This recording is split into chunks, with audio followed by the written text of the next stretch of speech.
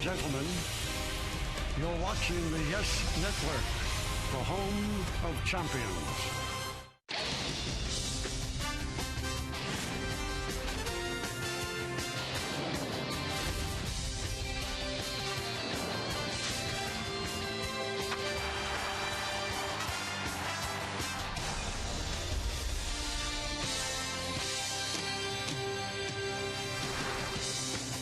Well, Andy Pettit will get the start tonight as the Yankees try to continue their winning ways. It's been 6 in a row. The Babes smiling down on them as a big crowd filing into the new Yankee Stadium. As tonight, the Yes Network presents New York Yankees baseball. It's the New York Yankees against the Seattle Mariners in the middle game of a 3-game set from Yankee Stadium in the Bronx, New York.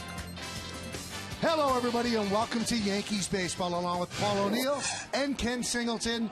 I'm Michael Kay. Yes, it's been 6 in a row, and the Yankees are doing everything well. Pitching, hitting, and when they hit well, you could say a lot of that has to do with Alex Rodriguez. But with Alex lately, it's not only hitting, he's also doing well in the field, Paul. Well, Kenny talked about it last night during the game, how much better he's moving around the base.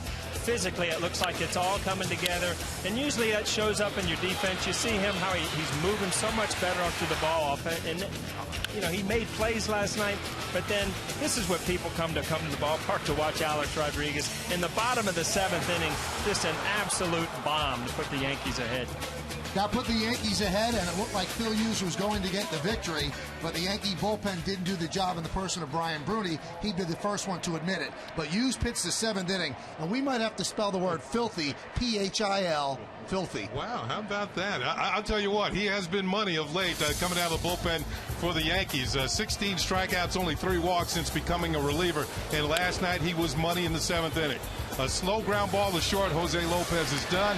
And then a future Hall of Famer, Ken Griffey Jr. to the plate, but not for long, as Phil Hughes strikes him out with a powerful fastball, and then Mike Sweeney, a lazy fly ball to left field, just 9 pitches and 3 outs. Phil Hughes was money once again. Let's look at tonight's New York Lottery pitching matchup. Maybe Phil Hughes gets in again. Jared Washburn will get the start for Seattle, 4-5, 3.22, and Andy Pettit for the Yankees, 7-3 with a 4.38 ERA.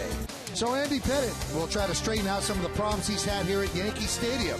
Wow, 5 years ago, one of the greatest games you'll ever see. We break it down. Derek Jeter's okay now.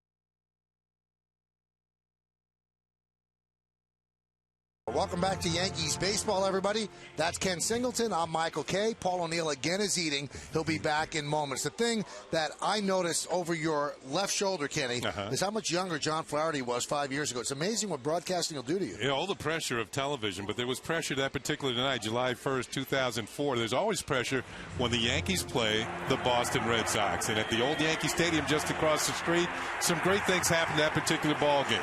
Tremendous plays defensively. Alex Rodriguez completing a double play. one of the best plays a Yankee has ever made. The captain diving into the seats to make a great catch. And then John Flaherty in the 13th inning, with the game on the line, came through. And here are the specifics. Yankees beat the Red Sox 5-4 in 13 innings that day, and Derek Jeter's catch was made in the 12th inning. And John Flaherty, he had that game-winning RBI in the 13th. He was so much younger then, so much younger than today. Lineups, first pitch, baseball coming up next on Yes.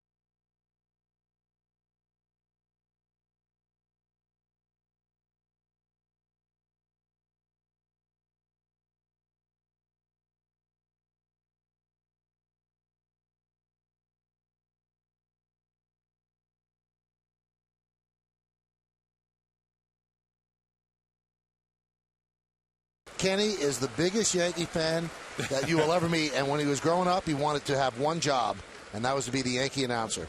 See, he knows this is what he's wanted his whole life, and he will throw out the first pitch, and he's getting a little closer, and there we go. So that's the first pitch by Father Joseph McShane of Fordham University, a really, really good guy. So congratulations to him.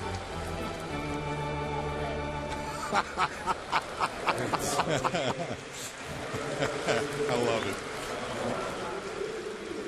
New York Yankees baseball on Yes is brought to you in part by Honda. You can depend on your Honda dealer for great leases and low financing. By Geico, 15 minutes could save you 15% or more on car insurance. And by Firestone, a tradition of innovation.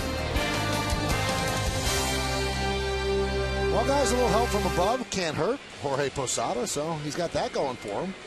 You know, I can't wait till they dedicate that new Michael K. wing over at Fordham University. I was going to say, you got a tear in your eye over there, don't you? I love Fordham. Love Fordham. Anyway, Andy Pettit's on the mound. Let's take a look at the Mariners' starting lineup that he's going to face, and it's presented by Cabot Wood Stains. Ichiro Suzuki in right field will lead off. Good numbers lifetime against the Yankees. Russell Branyan at first base will bat second. Batting third, playing second base, Jose Lopez. Ken Griffey Jr. will DH and clean up. Batting fifth and playing center field, Franklin Gutierrez. Vladimir Valentin is in left field at bat sixth. Batting seventh and playing third base, Chris Woodward. Rob Johnson will catch. He's going to bat eighth.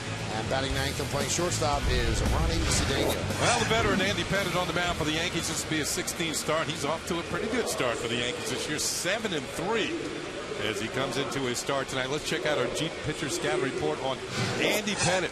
He's hot in the summer.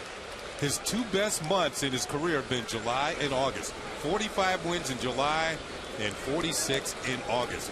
Reaching a decision, he's pitched 20 starts against the Mariners, and he's 9-11 against them. He's had a decision in every start, and the only two teams he's got a losing record against are Cleveland and Seattle in the American League. Let's do it here in New York, and there's a strike from Andy Pettitte. We are underway. Hot time in the that Sly in the, who was it? Yeah, Sly and the Family Stone. So that's an old song. I know. All right. Brings back good memories, right? There's a ground ball of Cano. And a nice save there by Teixeira for the first out. Well, we've seen a couple of the players. Let's take a look at the Yankees' entire defense, brought to you by Home Depot. Damon, Cabrera, Swisher, same outfield as last night, left to right. Infield, Ransom will make his 14th start at third. A-Rod's the DH tonight. Jeter, Cano, and Teixeira, the rest of the infield. Posada behind the plate. And Andrew Eugene Pettit is on the mound. Look at Cano and put a little pressure on the Mark Teixeira. Everything else from this point on for the rest of the night for Teixeira should be pretty easy. Just making sure he's loose over there. There's Russell Branyan, and there's a strike. Now, right around this time, as you approach the All-Star game, everybody starts writing the columns, biggest bargains, biggest busts. Well, Russell Branyan is making $1.4 million. He was signed in December, and he is one of the biggest bargains in baseball right now, doing a good job for the Seattle Mariners at the age of 33. Yeah, we talked about it last night, how much he has bounced around, and the Mariners gave him a chance. And yeah, he's made the most of it this year. You saw his on-base percentage, 40%, 19 home runs. He's making a living out of that second spot. Look out, Russell. IOTV offers you incredible HD picture and sound. HD is free with IOTV, the official HD service provider of Yankees baseball on Yes. Branyan with a 10-game hitting streak, and it's not extended as he looks at a called third strike. Let's look at the game time weather conditions presented by our good friends at Bigelow 2. 72 degrees, 77% humidity, wind 10 miles per hour, and there's a forecast, of course, for some showers here at the stadium. Here's that last pitch, and a little cutter action to the inside corner. Sent Brandon back to the bench. And the pitch to Lopez is a strike. Dale Scott calling strikes behind the plate, the home plate ump. That one he doesn't. The count 1-1.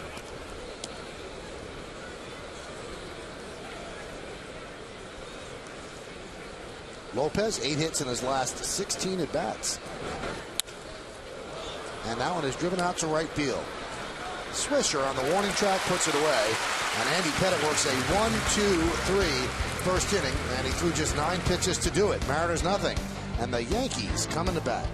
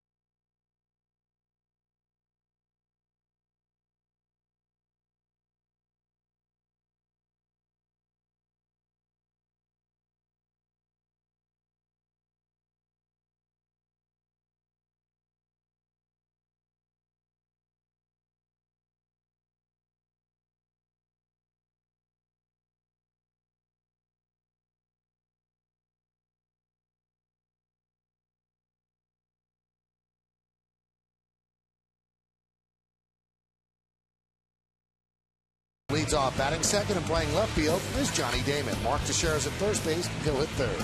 Cleaning up and DHing Alex Rodriguez. Jorge Posada will catch. He'll bat fifth. Good numbers lifetime against Seattle. Robinson Cano drops to sixth against the left-hander. He'll play second base. Batting seventh and playing right field, Nick Swisher. Melky Cabrera with 3 RBIs yesterday. He'll be in center field batting eighth. Cody Ransom gets the start at third base. He'll bat ninth. There's Jared Washburn. He's 5-5 in his career against the New York Yankees, and 4-5 this year. As you check out his record, pretty good earned run average. 81 hits and 89 in the third innings. He's been tough to hit. Let's check out our Jeep pitcher scouting report. He's only won one time since April the 21st, and that's because he's got very low run support, lowest run support in the league. And earlier this year, on April the 15th, he beat the Angels. That's the team he started with, and that was his 100th major league win. And you can see what he's done against left-handed batters. They're hitting just 162 against Jared Washburn. Do you remember Washburn, Paul? Yeah, I remember. I was talking to him in the locker room. It was the weirdest thing. And I remember it well. I said, hey, how are you doing? And, you know, how are things? And he said, I got a story for you. And I said, okay. And he said, do you remember that we were in Anaheim?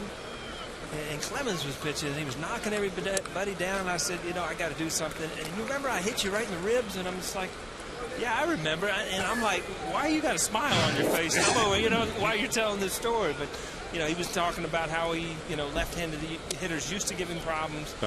He's learned a two-seam fastball, and now he's been much more successful with it. But I walked away from that story thinking, you know, that ain't right. You're kind of having fun with it, right? The 2-0. High fly ball, deep center.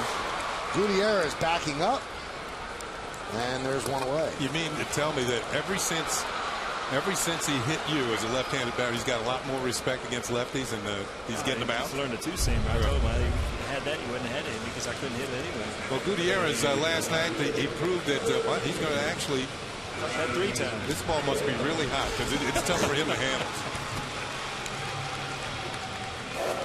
You know, every once in a while you see a player, and even in a losing thing, last night Gutierrez did a lot of things well as a player. I mean, he played center field well. He had some good at-bats.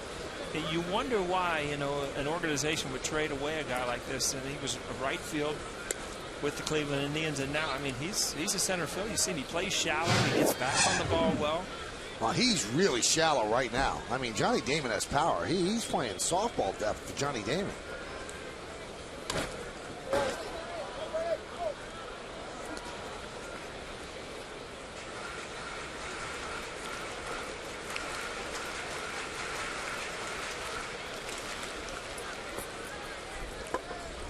Now, I was wondering, Paul, you know, so Clemens was throwing at Angels. Why did you get plunked? And the reason is that you were 5 for 8. I was up third that inning. He got 2 quick outs. It's the story that he told me. Also, you were 5 for 8 against him lifetime. He was a guy that was always, you know, proud of his stuff, and you know, it was a challenge to hit him because he would come after you.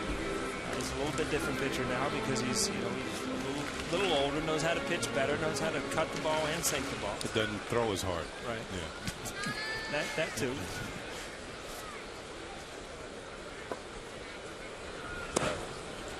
Missed outside. Let's take a look at the umpires tonight. Dale Scott behind the plate. Jerry Meals is at first. Mike DeMuro is at second. And Ron Culpa is at third. Fouled away.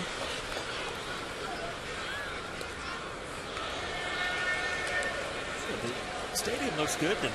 I mean, you're not used to seeing the colors of sun going down and the green grass. Usually it's gray and raining by now.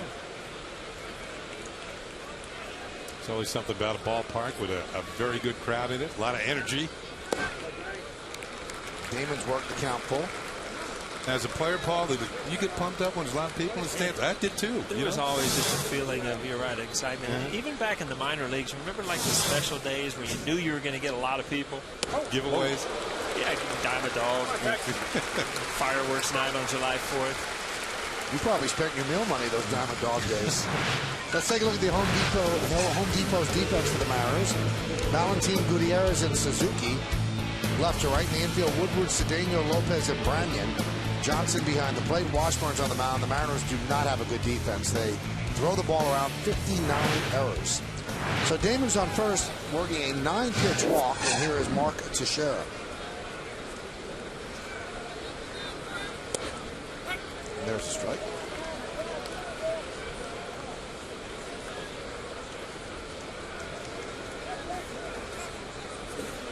Alex Rodriguez on deck. You know, one thing Washburn has to do, and I mentioned the fact he probably doesn't throw as hard as he used to, but he moves the ball around and changes speeds. He and Andy Pettit almost fall into the same category. They've kind of changed their patterns over the years. That one is rip foul.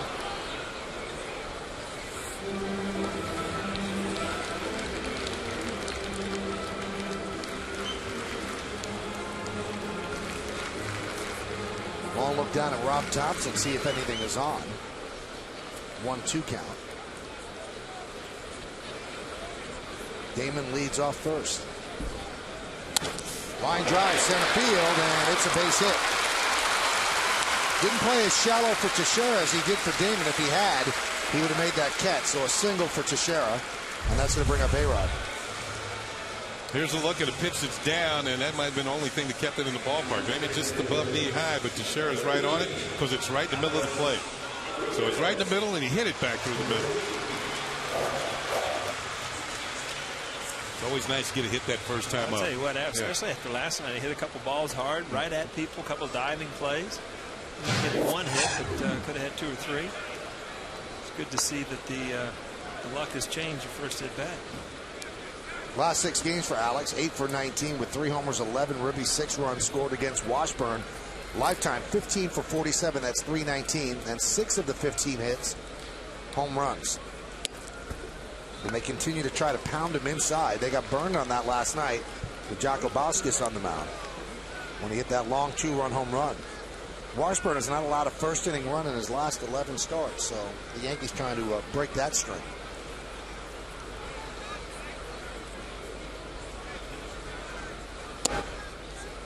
Two and 0. I should mention A-Rod's got a 6-game hitting streak going. And last night's home run against Seattle was the 30th that he's hit against his former team.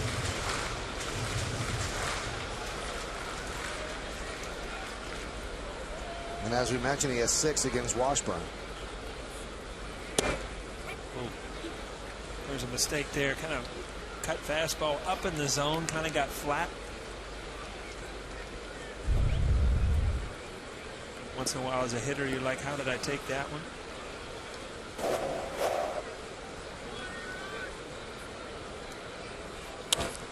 That should be a double play. There's 1, and there's 2. He hit it hard, but right at the shortstop Cedeno for the inning-ending 6-4-3 double play. So the Yankees strand 1. Washburn's gone 12 starts without allowing a run in the first inning.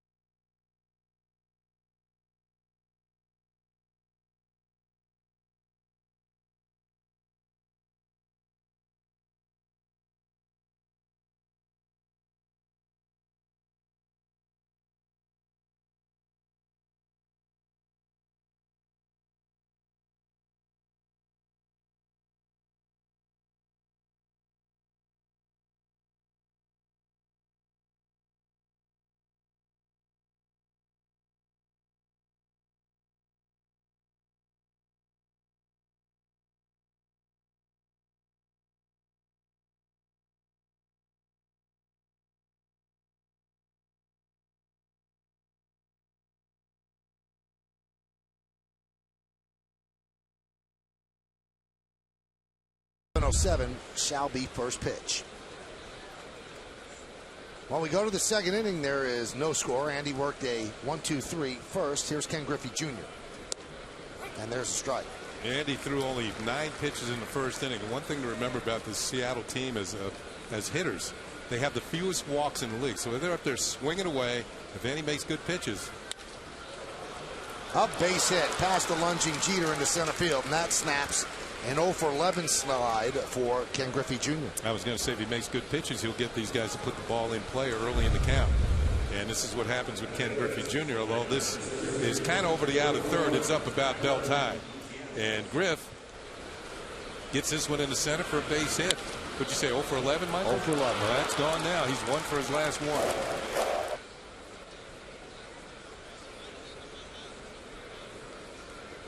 Here's Franklin Gutierrez. 7 hits in his last 16 at-bats. And there's a strike. I think Gutierrez is a guy who hated to see interleague play end. He's got 7 home runs this year. 4 of them came against San Diego.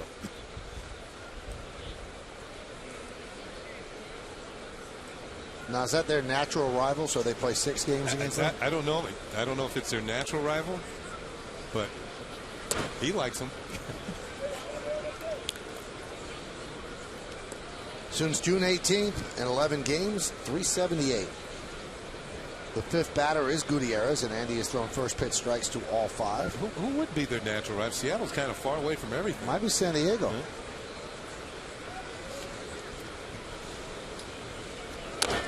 Calgary's got a AAA team, don't they? Tough team. I mean, the closest team would be Frisco. San Francisco, probably. But their natural rival is Oakland. Yeah, you have to have a natural. Yeah, they can't have 2 natural rivals. I bet you it's the Padres. Well, look it up. We'll check it out. Let's see. They played them twice. It's easy. You've got a schedule. You got a schedule. You don't have one, Paul? Kenny just took mine. Pitch is high, 2-2. Mine are always right here, just laid out nice and clean. As usual, Michael's right on the money. They played San Diego twice this year. Once at home, of course, and once on the road. That's one reason why Gutierrez has all those home runs against them. Boy, when you think about the great rivalries in sports, Yankees, Red Sox, Nebraska, Oklahoma, Lakers, Celtics, and obviously the Mariners and the Padres. 2-2 is foul back.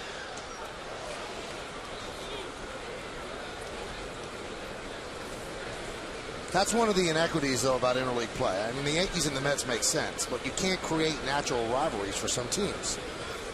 You know, there's some good ones around in the White Sox and the Cubs. Right. I mean, Angels and the Dodgers. Yeah, those are good rivals. Oakland and the Giants.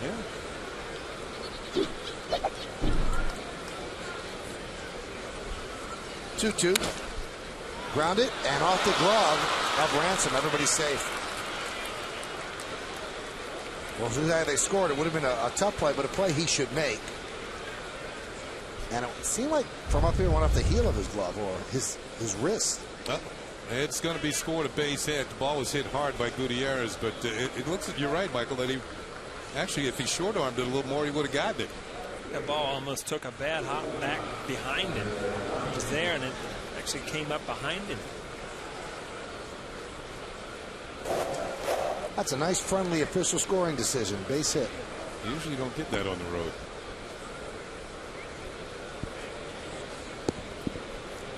Here's Ballantine. Pitches inside. Last time out, Andy didn't pitch well. Hit an 8-1 lead in Atlanta. And he lasted just 3 2/3. He had one long inning where his defense kind of abandoned him and threw a lot of pitches. It was a very hot night. And he gave up 7 hits and 6 runs. Not involved in the decision. Foul away.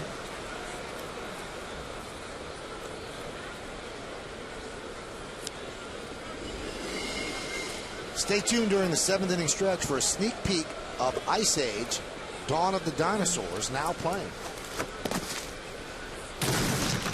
Now, Valentin is not a regular, but in his last 7 games started, he has hit in 5 of those games. There's sound effects in it? I did those, yeah. Foul back.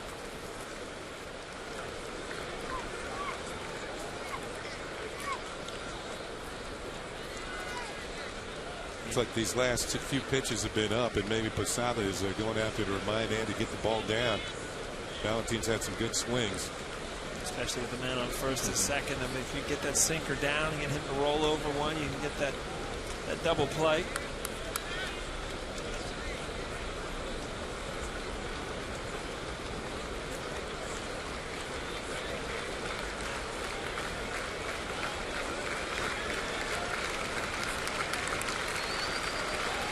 One, two. Strike 3. Ballantine down looking.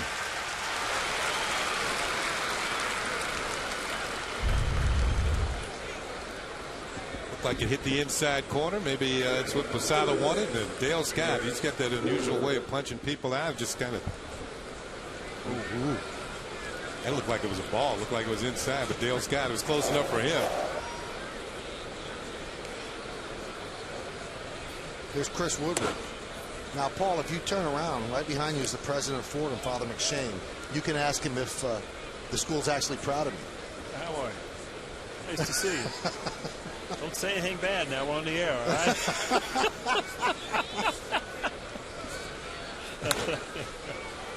Popped up right field, Swisher toward the line, and he'll make the play for the second out. You know what? I actually went by the school yesterday. Come and visit. I've been waiting for Michael to take me there for ages. He won't show up with me. I don't think I'd want him to see the school. Oh, here we go. Yeah, look at that. There we go. A recruiting pitch. This was me with my telephone coming to the ballpark yesterday, right by Fordham. It's a beautiful school, but it's hard to get into, right, Father McShane? Wow. 26,000 applications, 1,700 people accepted. For all you guys watching the game now, they're just bragging. All right? Breaking ball strike to Rob Johnson. Father, how are you? No, thank you very much. Oh, yeah. First and second with 2 outs. Johnson, the catcher today, batting 8th. And the pitch is outside, 1-1. Now, you accepted a scholarship to go to college before you... Yeah, it was which was the college? University of South Florida. Robin Roberts was coaching down there. Actually, I was down visiting the school, staying with him in his house and his family when I found out I was drafted. And kind of a neat thing for him to say, you know, I've offered you a scholarship. I want you to go here. But, kid, I'm telling you what, if you want to play professional baseball, go play professional baseball. And I thought that was one of the coolest things. And over the years, I've seen him numerous times, and I still bring up that story.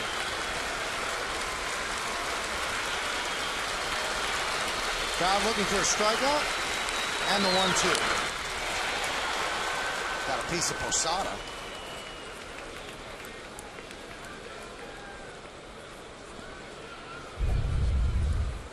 Well, from one catcher to another, Rob Johnson fouls it. Looked like it got Jorge's left foot, and wasn't there a movie, My Left Foot?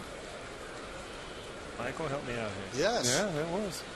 Well, right now, it's Jorge's left foot. You know, I'm thinking, Paul, if you had actually stayed, your life would have been, you might not have married Neville.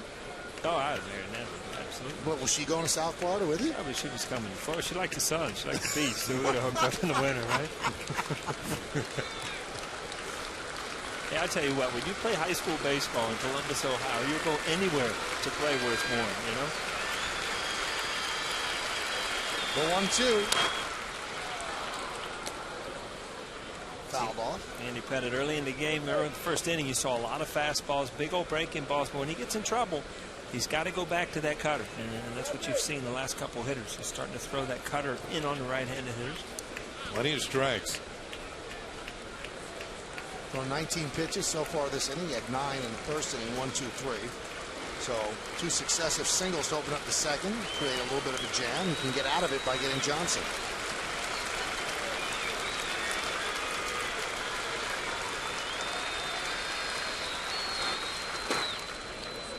Count 2-2.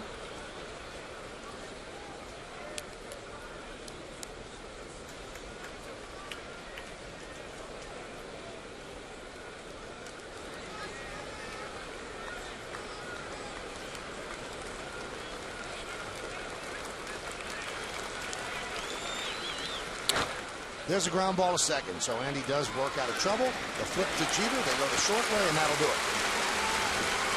No runs, 2 hits, no errors, and 2 men left. Father McShane, president of Fordham, he threw out the first pitch in an inartistic way, but then he decided to bless Jorge Posada, so the Yankees have a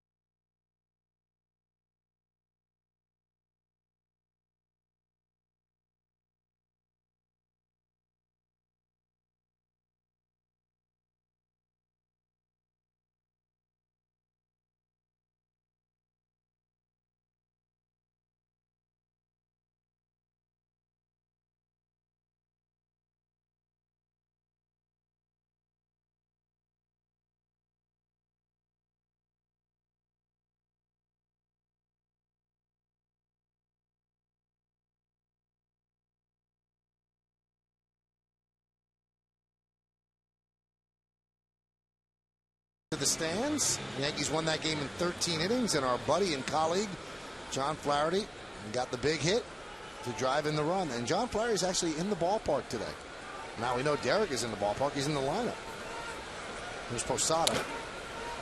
Grounded foul. Do you think Flash would come by and say hello to us? Or? I would highly doubt that. I don't know. We had beef sandwiches before the game. You figure he'd come up and cop one of those before he went off. You would think. You would think. But he's somewhere in the ballpark. He texted me because he was upset. He said, I come to the game one day and Fordham Prep has to be on the field. So he went to George Washington. The 0-1. There's a strike. Cameraman's job tonight to find Flash in the stands. 1 out of 46,000. Should be easy. Count 1 and 2. Jorge rolls up there with a 4-game hitting streak.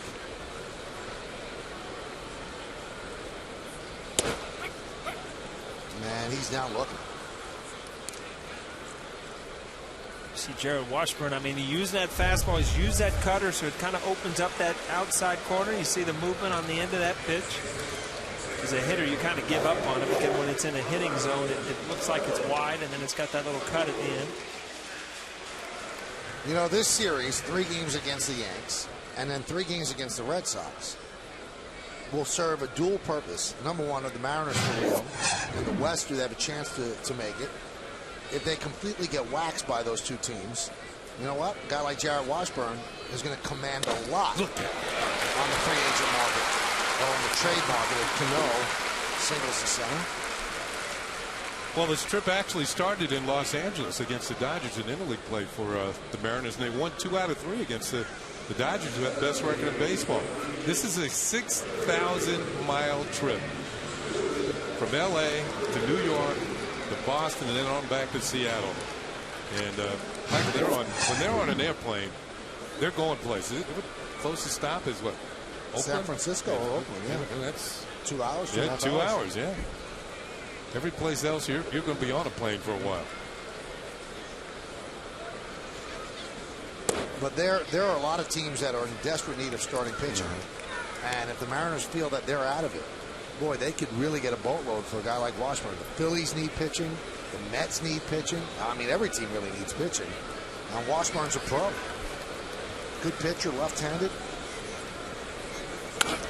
Hot shot, base hit through the left side off the bat of Nick Swisher.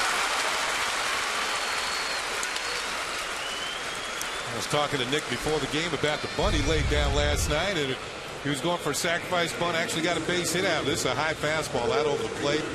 And Swish is not going to miss. He rips it through the hole into left field.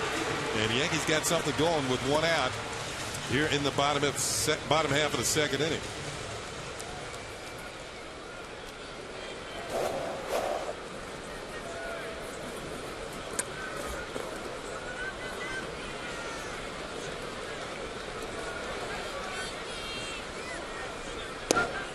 Pitch inside. You know, Washburn is pitching a lot of similarities to Andy Pettit. You see the big curveball there, and then they'll throw that cut fastball in on the right-hander's hand, too.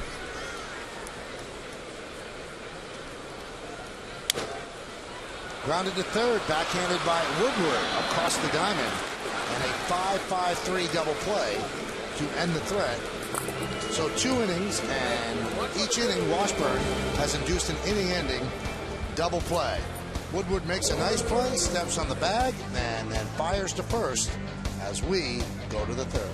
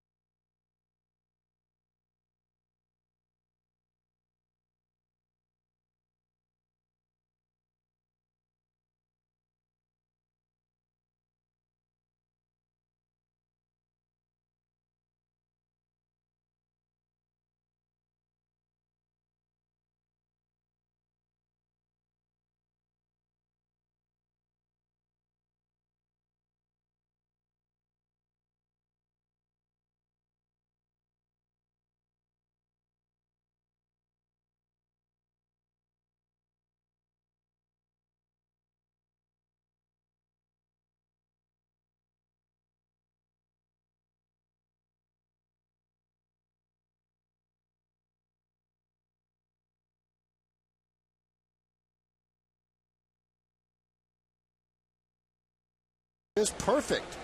On the Modell scoreboard, there's no score, and Modell's is the official sporting goods retailer of the Yankees. I really shouldn't say there's no score, because 0-0 is, in fact, a score. That's the score. The 0-1, count 0-2. You could say there's no scoring as of yet. Scoreless? No, it's not scoreless either, because there's a score. Runless. Paul's confused. I don't even know how to come back to this. There's no real scoring as of yet.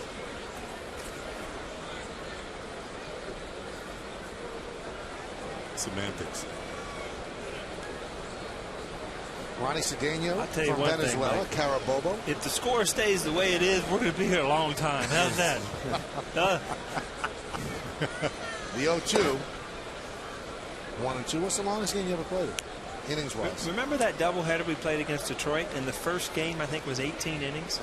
And then we played the second game, so we played 27 innings that night. Yeah, I remember that. As long as I remember being out. I think I was doing that game. Ground to foul. Did you play every inning that game? I did. Yeah, I remember going in the locker room the next day, and Joe Torre said, "You're not playing today." I said, "I'm all right." He said, "It's you or Chad Curtis." I said, "Chad looks bad, man."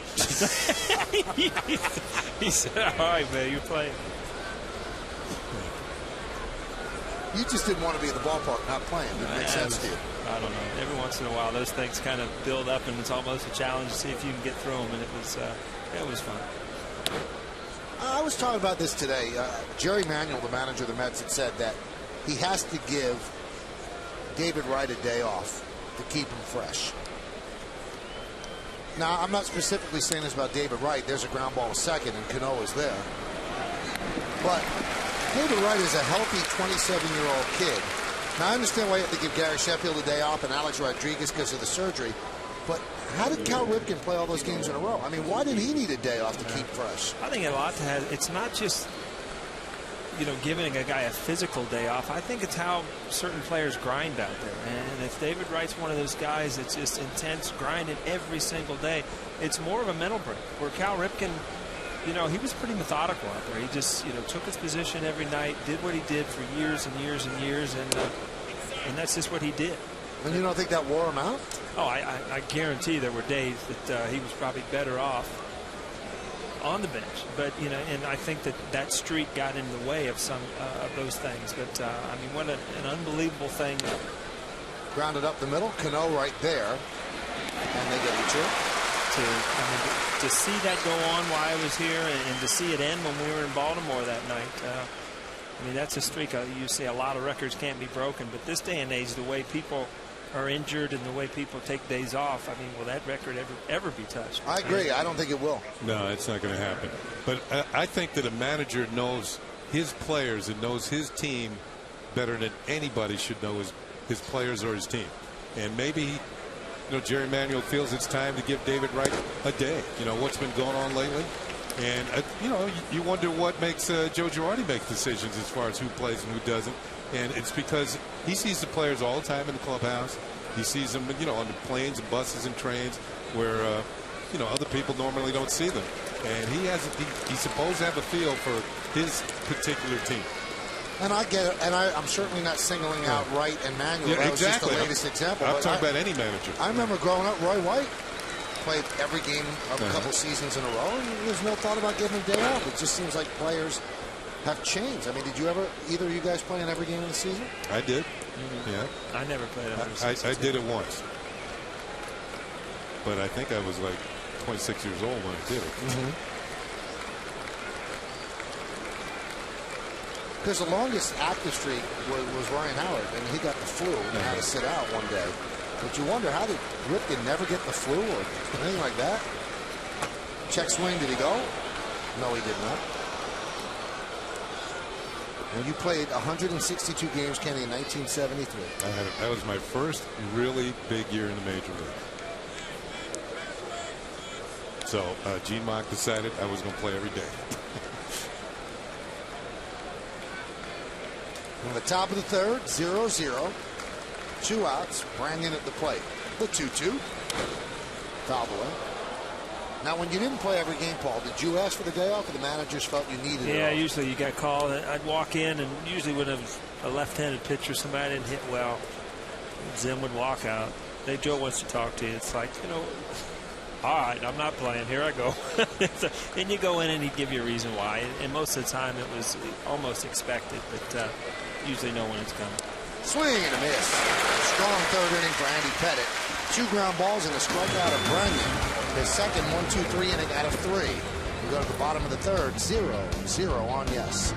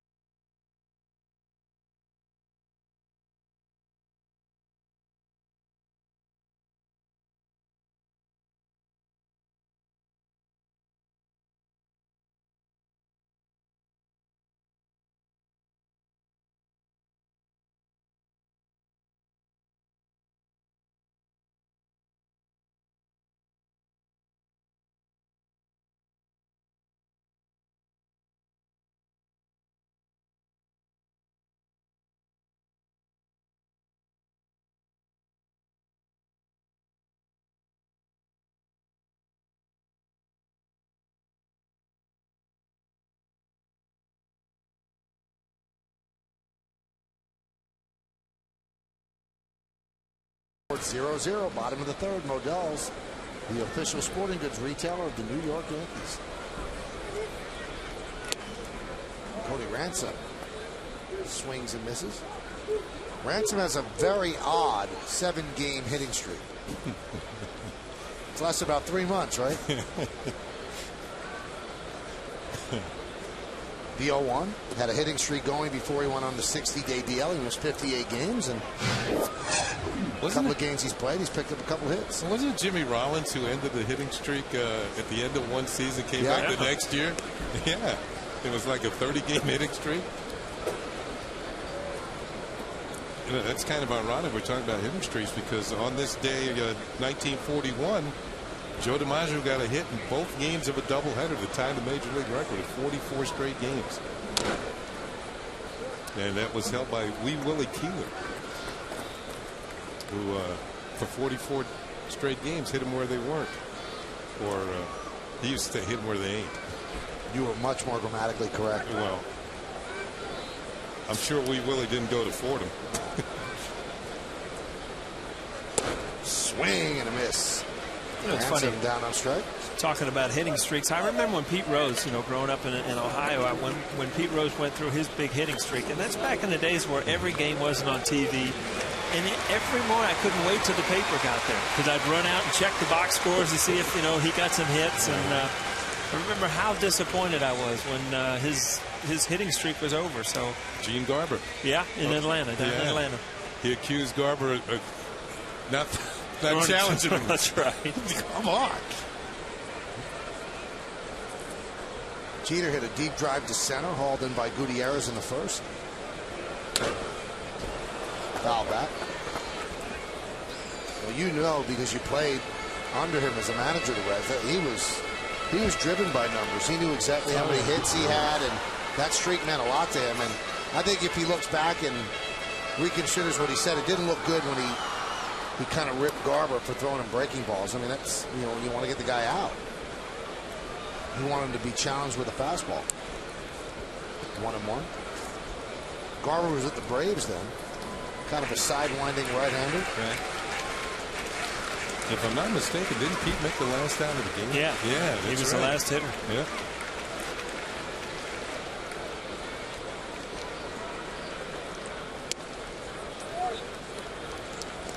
Hey fans, it's time for the Toyota text poll. Tonight's question is, which pitcher would you prefer in the 8th inning role? The choices are Alfredo Aceves number 1, Brian Broody number 2, Phil Hughes number 3. Now you can text your vote to 58772. Standard text messaging rates apply. That one's driven deep to right field. Ichiro back, and he makes the play in front of the track for the second out. Yeah, we talked about how shallow Ichiro plays in right field, but Ichiro has the ability to get back quickly with that great speed and make plays up against the wall. And Derek gives this one a bit of a ride to right field. Looked like he couldn't quite get extended enough to get the real barrel of the bat on the ball with the extended swing. And Ichiro, with his quickness, you'd see him tracking it. And on the warning track, hauls it in. He is very smooth.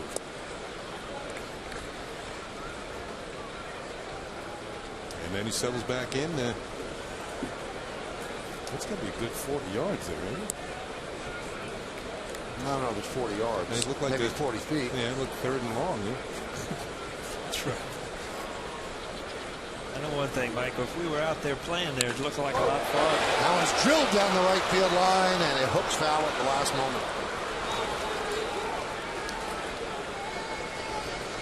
In the right field, I mean, the bench coaches used to move you. You know, you'd be out in right field, and you think you're in a perfect position, and I'd look in. Jose Cardinal's like moving me over to right center, and I'd keep looking over to the line, thinking to myself, man, I can't get to a ball over there. And he'd keep moving you and moving you. Now, isn't it true that they moved you in the 96 series when you were on that bad hamstring? It makes for a great story now, but it was the truth. Yeah, he moved me a couple times. Did they move you closer to the play or away from the play? Closer to it. Yeah, so that's why you made the play. Well, he actually moved me farther into the gap. Yeah. Because I was kind of playing in close, thinking Louis Poloni, he's not going to drive the ball, but he did. And you were playing on a bum leg, too. Was the Cardinal moved you? Yeah. Yeah. Yeah, I was just going to say, sometimes when you don't want to be moved, you act like you don't see him. But Jose had a white towel up, and he was ringing it, waving it around, so there's no way around it. That was driven deep to right field. Ichiro back, looking up, see ya! Home run, Johnny Damon, and the Yankees lead 1-0.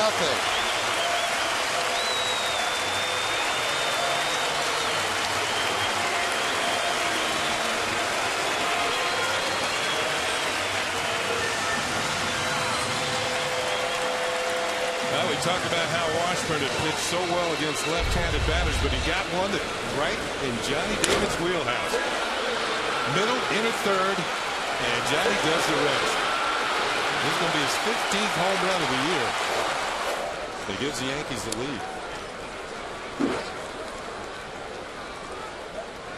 Pitch is inside to Teixeira.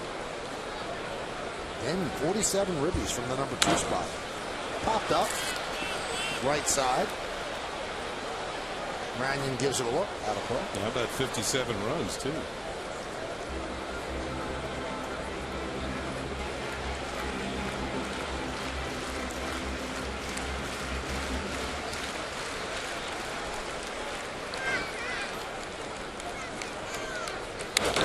Rip foul.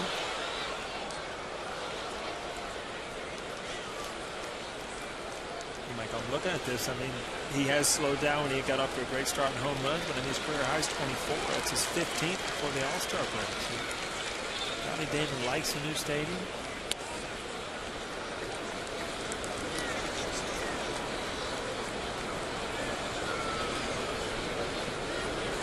That kind of fired up the crowd, didn't it? They're still buzzing. They had that sound immediately. There was no doubt for that one. High fly ball, left field. Got to make the seats out of play. Here's that sound you like, Paul. Well, you can close your eyes and just listen to this one. It usually means good things when you're hitting. You know it the moment he hit it. The sound in the field tell you that it can't stay in the ballpark. Johnny Damon, the man of 10,000 looks over there. Every time I see him, he's got a different hairstyle. Sometimes it's up, it's down. Damon didn't hit his 15th home run last year until September 17th. A little bit ahead of his pace. The 2-2. Rip foul. I'll tell you, DeSharon's been all around him. He's hitting Rockets foul because Washburn's getting him out in front. You get the feeling that one of these he's going to be right on time. I was talking to him yesterday before the game, and I told him that you know, you hear about and you read about players and how good they are, but you don't see them on an everyday basis. At least for Yankee fans and myself this year. See, I told him, you know, I appreciate you more now as a player. Now I get a chance to see you play more often. He's a tremendous ball player. Swing and a miss. So he goes down on strikes. But Johnny Damon with a home run, a solo shot. There's the sound. And there's the fury. 1-0 Yankees as we go to the fourth.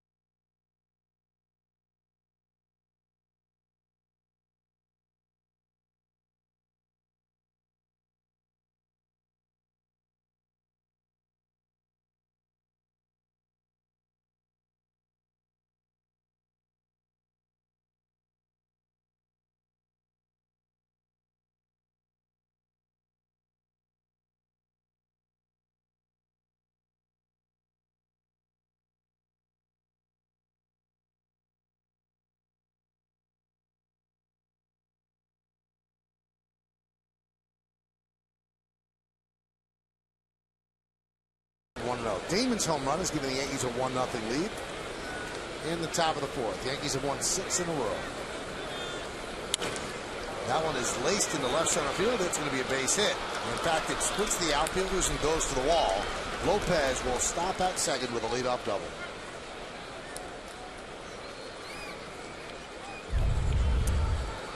Ball up in the zone, and these are the balls that usually get you hurt if you're a sinker ball pitcher.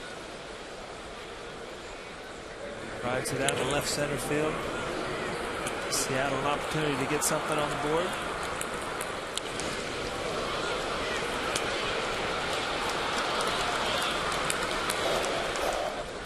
A couple of years ago, Lopez made the All-Star team when Cano couldn't play. He had an injury, and Lopez took his place.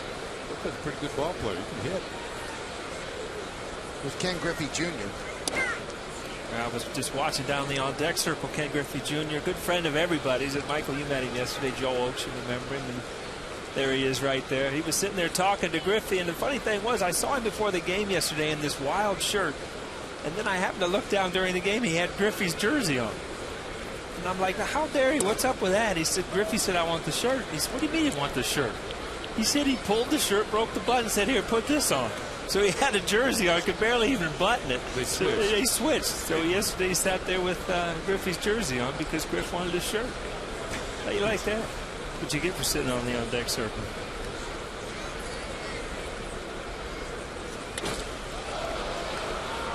Fly ball center field. Melky backing up. Tagging is Lopez. And Lopez gets to third. Strong throw. But it gets in nonetheless, so one away.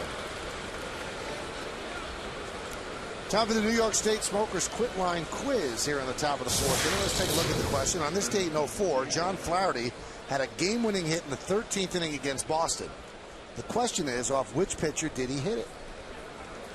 See, we really need John up here right now. Where is Flash? Put a flash alert on. It's got to be around here somewhere. I'll text him, tell him that you want him in here. Yeah. Tell him I need him for the question. All right.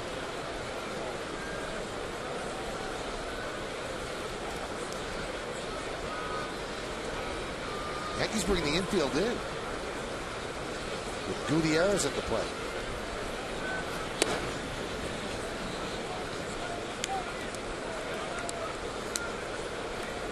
Again, don't you think sometimes as a manager you could ask the pitcher, you know, what do you want here? What's your option? Do you think you can keep this ball in the infield, or you know, do you want to give up this run? And I think more times than not, a pitcher will take his chances of trying to keep that ball in the infield.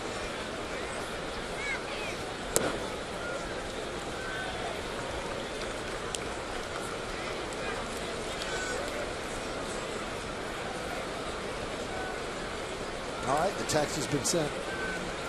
You don't have a response yet? Well, I just hit the button, send. The response is whether or not he shows up.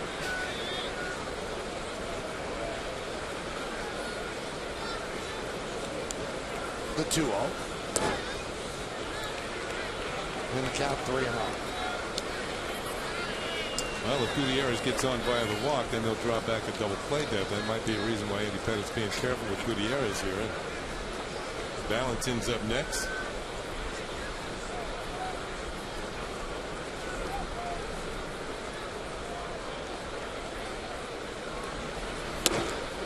And he ends up walking Gutierrez.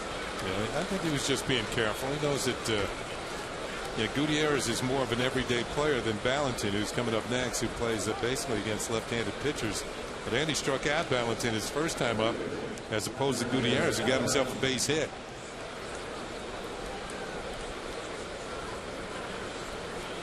We looked at the replay of that strike 3. It was a little inside. Yeah. So this is where if you're a hitter, you remember that pitch, because you got to hope that they're not going to continue calling, because you cannot hit that ball that's, you know, 6 inches in off the plate, cutting in on your hands. Swing and a miss like that. Yeah, but he remembered it. Looks like he was hacking at it.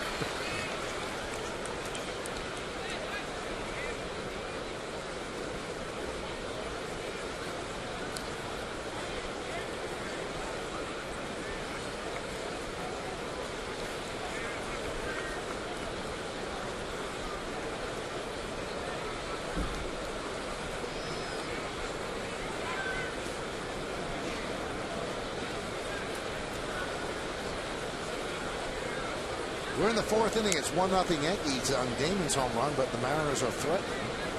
1st and 3rd with 1 out.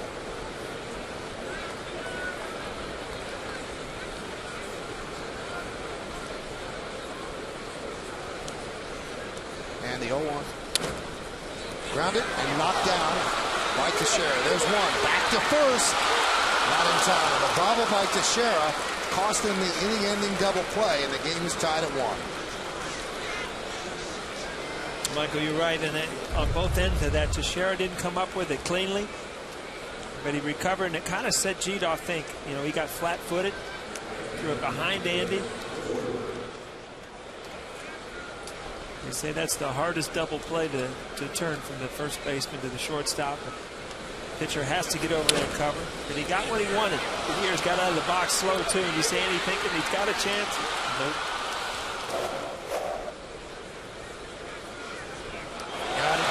Pick him off clean. So Valentin picks up an RBI, and Andy Pettitte quickly erases him on the base paths. Now, he's been doing it for years, and he does it again. He picks up Valentin, and that's going to do it. Valentin gone. We go to the bottom of the 4th, 1-1.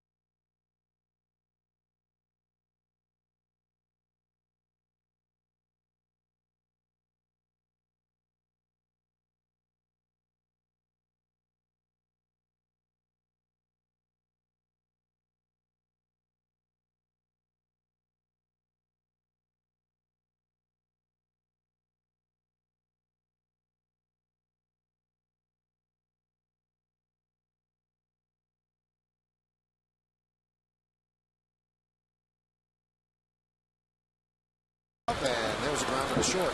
Cedeno makes the play. Let's take a look at the New York State Smokers Quit Line quiz, and we'll give you the answer. Flaherty has not returned to the booth to help Paul out. On this day, no 4.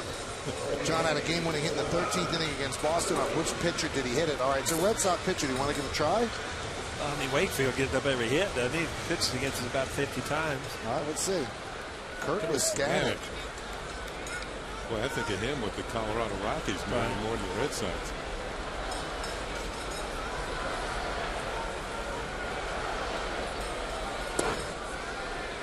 And the pitch to Posada is low.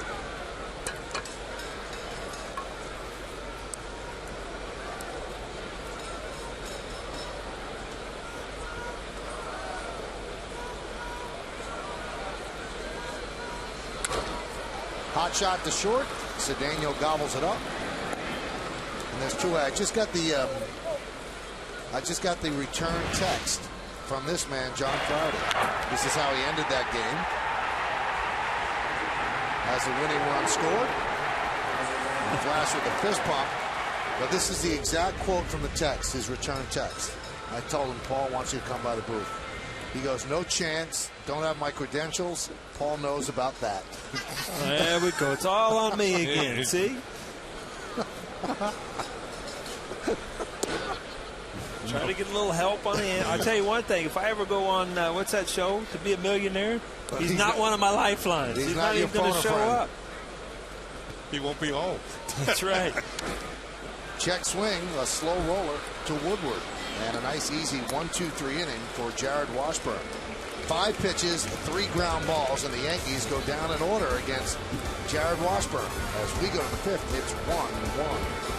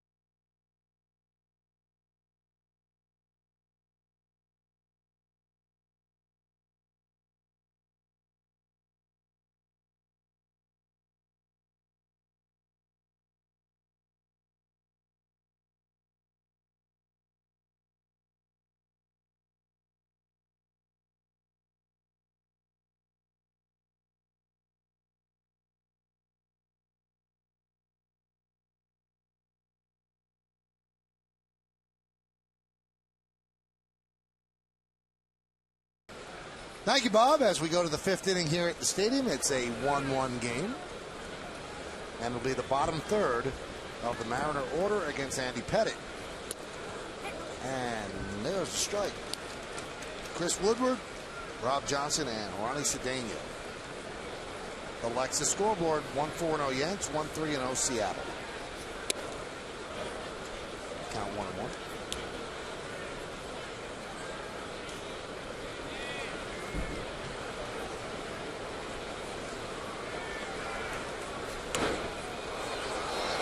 Back on the bunt attempt. You know, it's interesting to watch these two pitchers because they're kind of out of the same mold.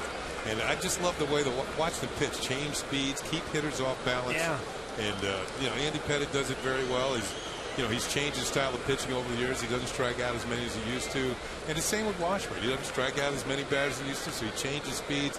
And they both have done a pretty good job of keeping hitters off balance tonight. Chop toward first. Teixeira will beat Woodward to the bag. You know, it's funny because I was just about to bring up the same thing. I mean, you might as well just turn off the radar gun because it means absolutely nothing. Yeah, exactly. But both of these guys know how to pitch. They both have fastballs. They can move to both sides of the plate. They're both using their curveballs. You know, for the fans, it'd be interesting to watch just how one pitch sets up the next pitch. You know, even when they miss out of the strikes, almost as if they want to miss so they can throw another pitch to a different location on the plate. You know, miss inside just enough to make the hitter think that that's where I'm trying to go, but then hit that outside corner with another pitch and maybe take a little off. That one just past the glove of Pettit. Pettit almost wanted to fire the glove into the mound. Decided to hold on.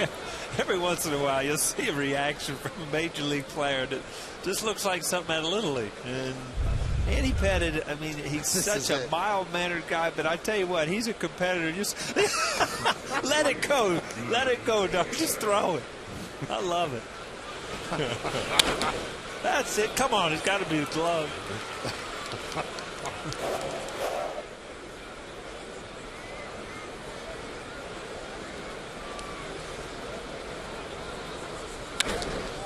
High fly ball, deep left center. Cabrera back, still back, track, and he makes the play.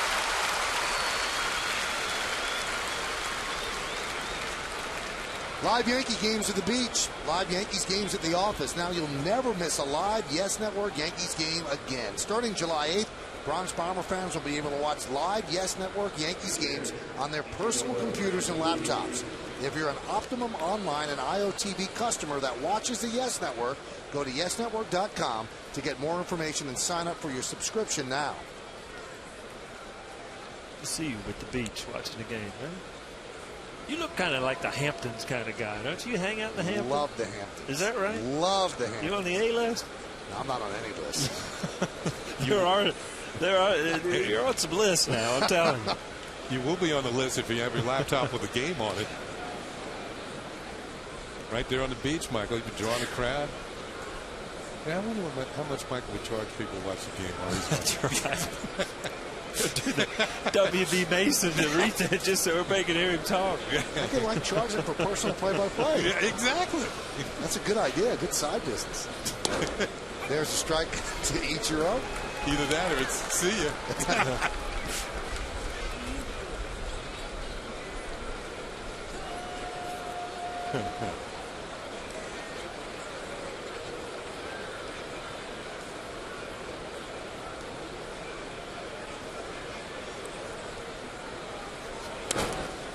Ichiro chops it to short. Jeter goes the short way, and that'll do it. An 8-pitch inning for Andy Pettit. No runs a hit, no errors, and one man left on base. We're halfway through. It's 1-1 on Yes.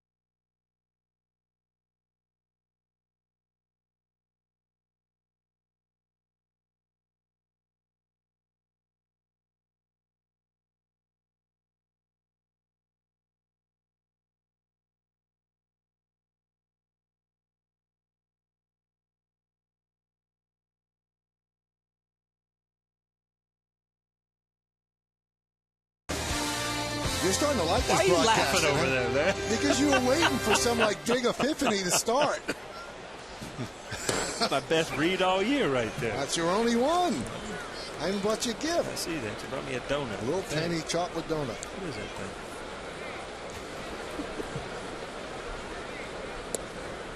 And there's a strike to Swisher. 0-2 on the Lexus scoreboard. It's 1-1.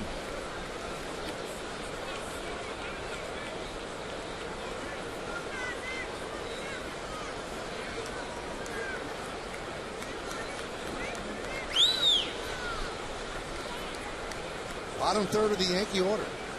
And the 0-2. You know, each and every hitter has a routine, and I think Michael and I talked about Swisher's routine. He doesn't vary from each side of the plate. It's just about the same. Holds up his hand like Derek Jeter does. Stop the action. Now he's ready. Now he's not. He looks at a call third strike. He does not like that call. It's usually right down to the video room to see if what's in your mind is true. Well, that's kind of around the outside corner. But both of these guys, Andy Pettitte and Jared Washburn, you see that ball just off the corner. But, you know, they've both been good tonight. They've both been around the plate. Dale Scott's going to give them the benefit of the doubt. Give Johnson a little credit, too. Kind of drag that ball a little closer to the strike zone. You know, that was just off the plate, but Nick Swisher thought it was way farther outside. You really do. You just know what you saw. You go in on the video, and you almost think it's a bad angle or something. Even a TV can't tell you it's a strike. You know, the hitters like Swisher who draw a lot of walks. He's got 50 walks. Sometimes you trust your eye a little bit too much. And, yeah, he was right, as it turns out. But you got to realize who's pitching.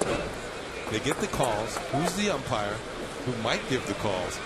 And both these pitchers are sailing along just off the plate and getting the call. So this game is moving pretty quickly. They both had low pitch innings.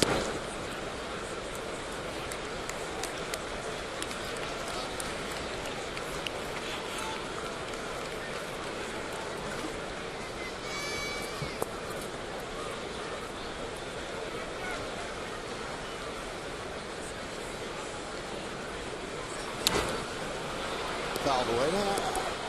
What were you just doing, Paul? I've never seen you struggling like this. Got a little fan up here working along. Just you're talking about the beach and the breeze and everything. I turned it on. I couldn't get to stand up. I'm having all kind of issues up here. It's a clip. You know, there's a clip here. You kidding me? He's fighting it.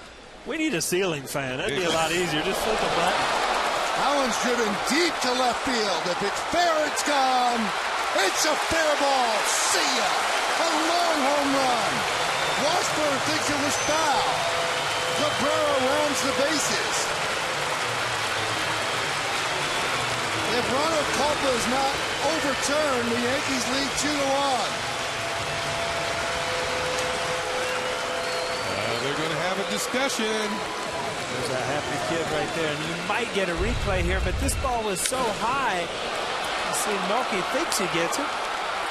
He knows it's not staying in. Just a matter of fair or foul, and the umpire is going to discuss this one.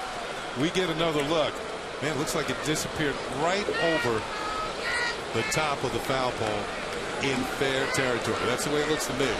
Yeah, this is a tough angle, and again, when the ball is hit that high, it's a tough angle for any umpire. But the umpire, they're going to go get a replay. But I don't think that replay is going to overturn it. And that's the key, Paul. The call on the field has to have irrefutable evidence in order to overturn it. Does that have irrefutable evidence? Let's take a look. From one angle, it looked clearly fair. From this angle, it looks clearly foul. And this is the fair angle. Looks like it goes inside the pole.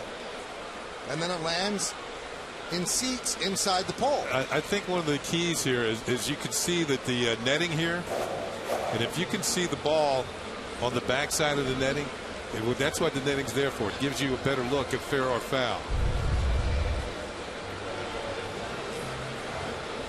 You can see Dale Scott was saying it's over the top.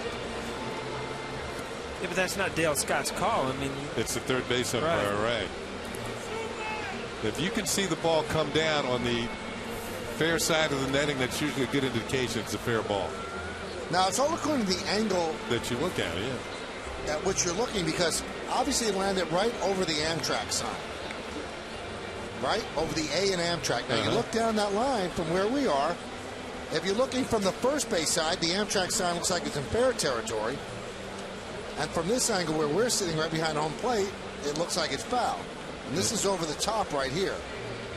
It's awfully hard to tell. Yeah, it's... Either way, that ball was hit a long way. Melky Cabrera killed that ball. And again, I don't think that any of the replays are going to show 100%. You know, if Melky does get a homer, here's the fair angle. And it's blown up just a little bit as you see the ball. Right over the top. And the umpires come out and say it's a home run. So for Melky, that ties the number of home runs he had last year, 8 all last year. I tell you what, I've never gone through this, and you haven't either, Kenny, because this is a new rule in baseball. But imagine sitting on the bench not knowing. You know you just hit a home run, but they're in there looking at the video, and it's got to be a couple minutes of waiting to see if that one really counts or not. You go up there and strike out on the next pitch. Yeah, you don't get exactly. it.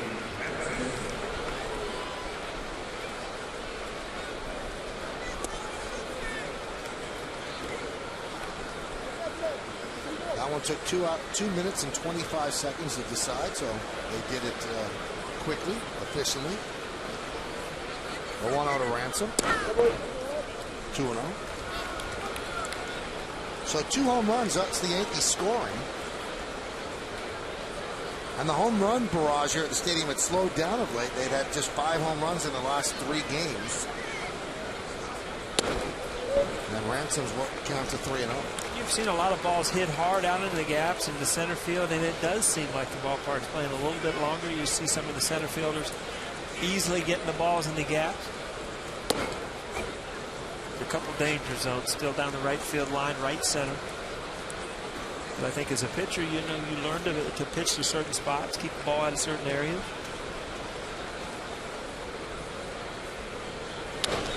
Grounded foul.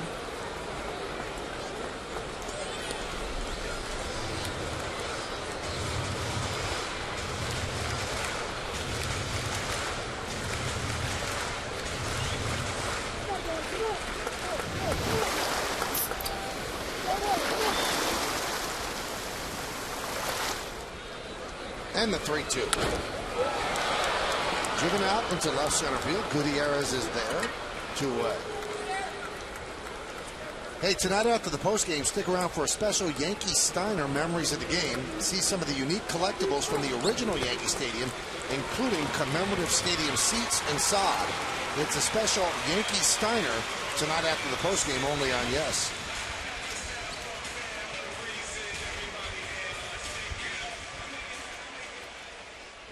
Here's Derek Jeter.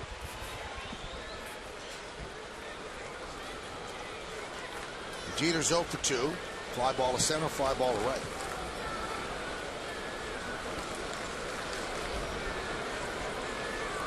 And I think that clipped Derek. It did. And hit his shin guard or his foot.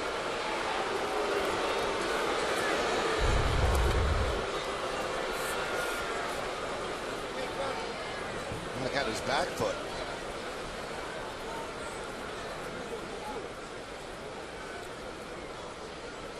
Right on the toe of the right foot. Third time he's been hit this year. Which really isn't bad for G. He dives into the ball and he's had problems in the bat. You see that.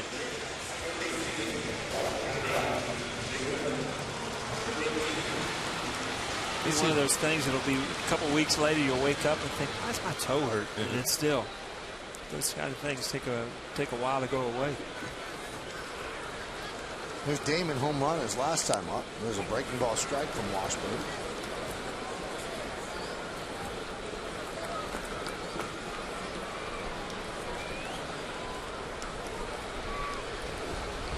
There's Eric Hinsky, the newest Yankee.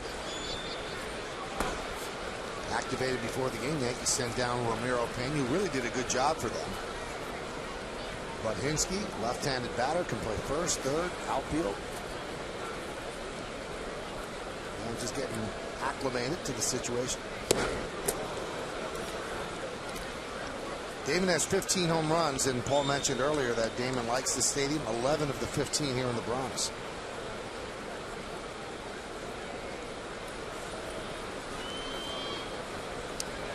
Might be a toss-up between Damon and Teixeira. Who's hit more balls in the second deck?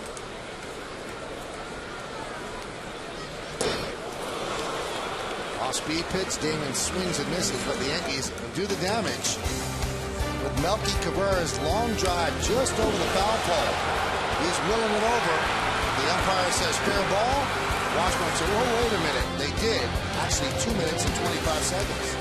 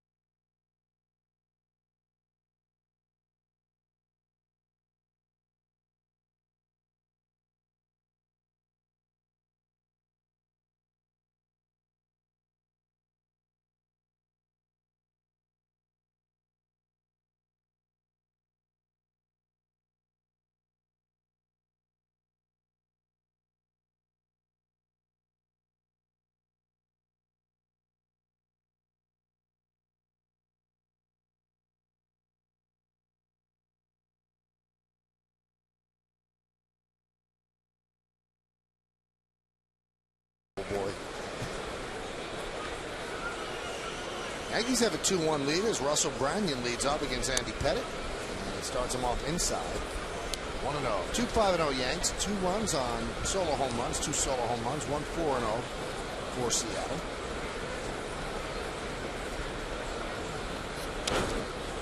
Andy has faced the Mariners 20 times in his career. 9-11, 4.68 ERA. And this is his first real solid, strong start that I can remember at Yankee Stadium. His numbers on the road are much better than they are here in the Bronx. On the road, he's 4-1 with a 2.79. At home, he's 3-2 with a 5.77. It looks like the scouting thing here on Branyan is to make sure that he doesn't get his arms extended. We've talked about the power that he has as a hitter, but it's real hard to get to, so you've set up a pitch right there away by going inside hard 3 times. I mean, just to go back to what Kenny and I have been talking about all night, Andy Pettit has good control of his fastball. That's the cut fastball after running those fastballs in on the first 3 pitches. Yeah, corner to corner, and this one, man, barely gets it outside corner. Just a hint of it, but enough to get Branyan looking. That was beautiful setup the way got him out there. Jose Lopez swings and misses at a change. Yeah, here's a scouting report, a hitter scouting report on Jose Lopez, who's having himself a pretty good year. 345 in his last 22 games. He's hit 7 homers. He's only got 10 all year. He's hit 7 in the last 22 games, and he's really hit much better on the road. You know, the Safeco Field hasn't been as safe for him. He's hitting under 200. Under the Mendoza line. Remember Mario Mendoza? Yeah. Yeah. Oh, he's a good fielder. Didn't hit much. You talk about a lot of these guys on Seattle might hit better on the road. Seattle, a beautiful ballpark, but not a hitter's paradise. The gaps are long. It gets cool. The ball doesn't carry very well. That is a great ballpark, though.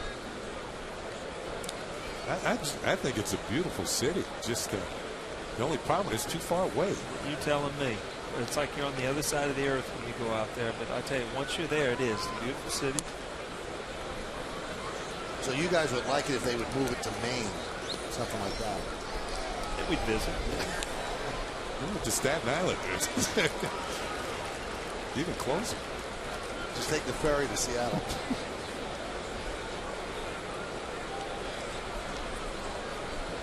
The 2-2. Fly ball, center field. Melky back. 2 outs. No, we keep going over the same thing, but if you look at the sequence of these pitches, changeup, fastball, curveball, just everything is working tonight. And a couple starts ago, I had a game down in Florida where Andy just could not, he didn't have control of any one pitch. And tonight's one of those nights where he has control of everything. And, you know, he's smart enough to use them all in given spots. Without kind of a botched up double play ball, he could have a shutout right here.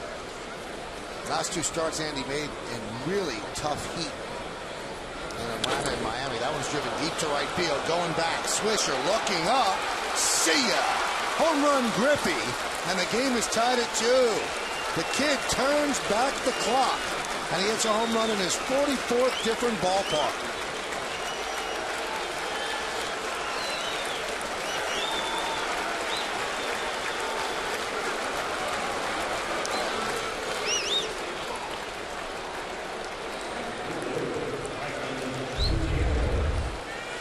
Well, I can add the new Yankee Stadium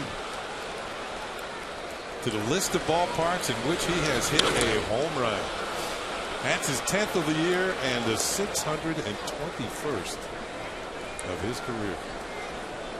A lot of home runs and a lot of respect from a lot of people in that dugout. Junior's not the player he used to be, but still, the things he's done in this game, people respect. They say that Gutierrez went on that check swing. So Griffey is a DH tonight, and he picks up his 10th home run, 26 run batted in. Ball out away from him. You know, he's pounded Branyan in all night. He kind of got that ball away from Griff. Griffey was so dangerous in the old ballpark because he had the ability to wait and drive the ball to left center field, but he was so quick and he could hook that ball down the right field line. Some hitter swings are just perfect as a home run hitter, and Ken Griffey Jr. was one of those guys who just had an elevated swing. So when he hit a ball hard, it was, you know, he elevated it. The fly ball became a home run. Where a lot of guys hit the ball hard in their line drive and they don't get out of the ballpark. A lot of hard ground balls. Yeah.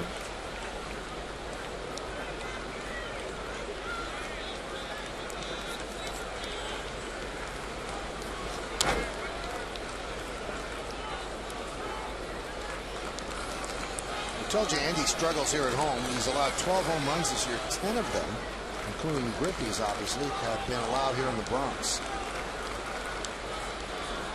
And he's not a strikeout pitcher. And you are going to hit fly balls off him, and he at times will be hurt by this ballpark. The 2-2 hit shortly and off the edge of the glove of Jeter, and it trickles into center field for base hit for Gutierrez, his 2nd of the night.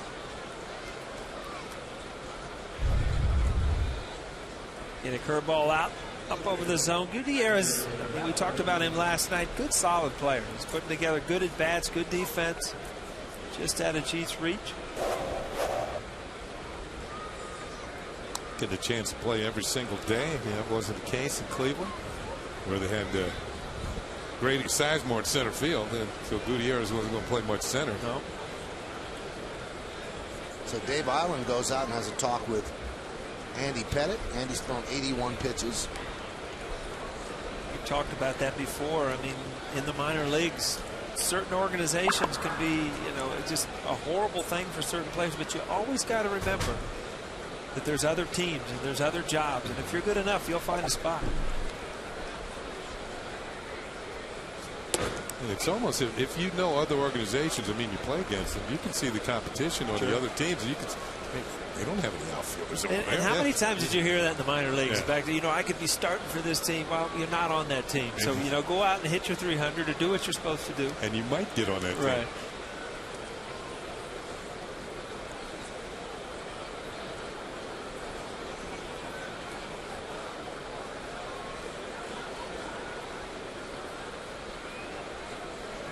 You're a high draft pick, Kenny?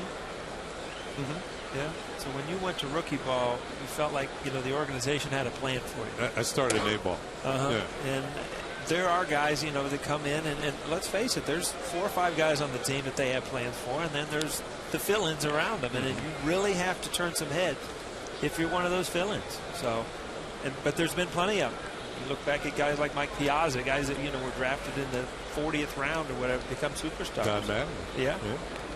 And there's been a lot of #1 draft choices that never sniffed the major league. That's true too. You know, it's a crapshoot for organizations to put that time and effort in certain players. And money. A lot more than it used to be.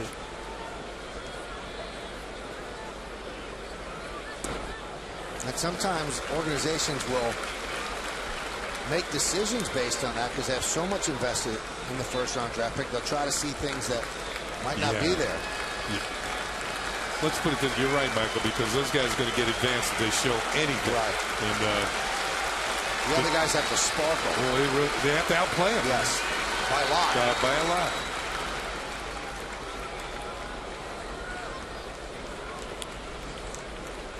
This copyrighted telecast is presented by authority of the New York Yankees. It may not be reproduced or retransmitted in any form. And the accounts and descriptions of this game may not be disseminated without the express written consent of the aforementioned New York Yankees. 1-2 to Valentine. 2-2. You see Andy Pettitte thrown over to first. If you're a base stealer, you know, early in the inning, no outs, 1 out, to sit and read his move, you cannot steal second base. But when you get 2 outs, you almost guess. And if you guess right, you can steal a base on Andy Pettitte if he falls asleep with 2 outs, because, you know, you don't wait to read his move. You just go on the first move and hope he goes to the plate.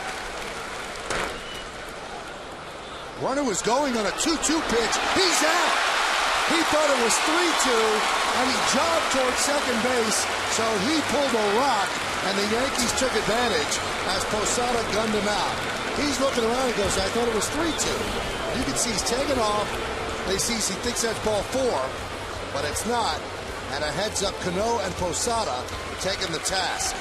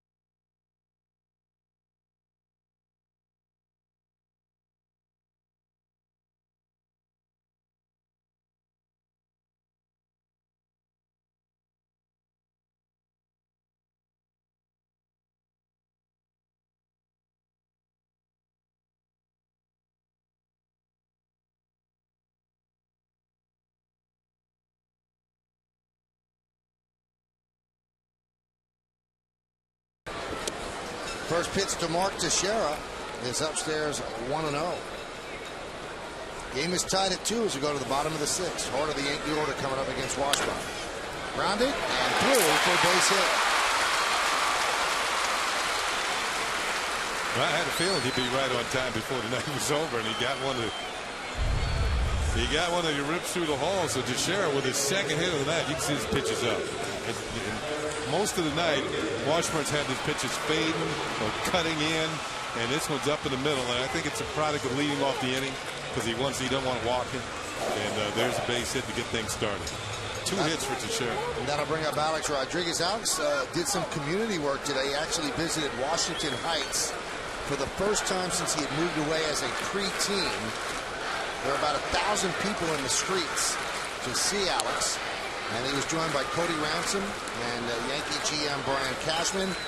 And the three of them fed about 300 kids at the Nuevo Caridad restaurant. Oh, right.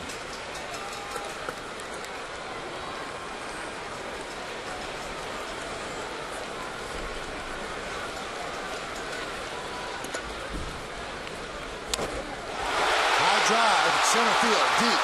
Gutierrez back. Track. Wall. See ya. Into Monument Park.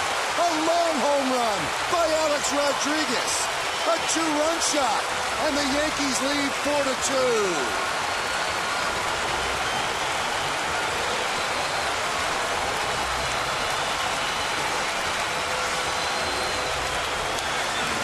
That goes to show you one good turn deserves another.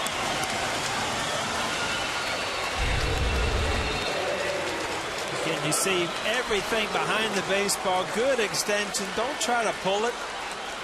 On the Coors Light freeze cam, you see dead center field. Point of contact, and he knew. Middle of the fairway. Gutierrez is not going to get this one.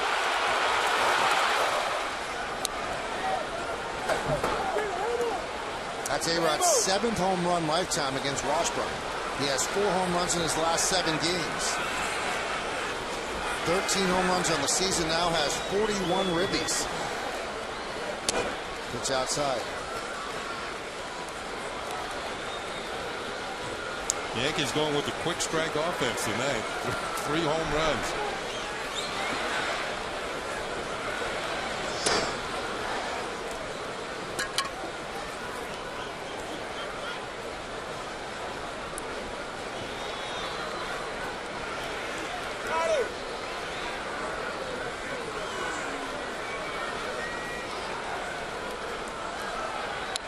Foul back. This home run will increase the hitting streak to 7 consecutive games. A majestic high fly ball over the center field wall. Right underneath his picture up there on the video board. Yep. Also woke up the ghost there in Monument Park, rattling around out there. The old days, that's probably in the black, right? Yeah. The old black seats in the old Yankee Stadium. Kevin Long, the hitting coach, all smiles.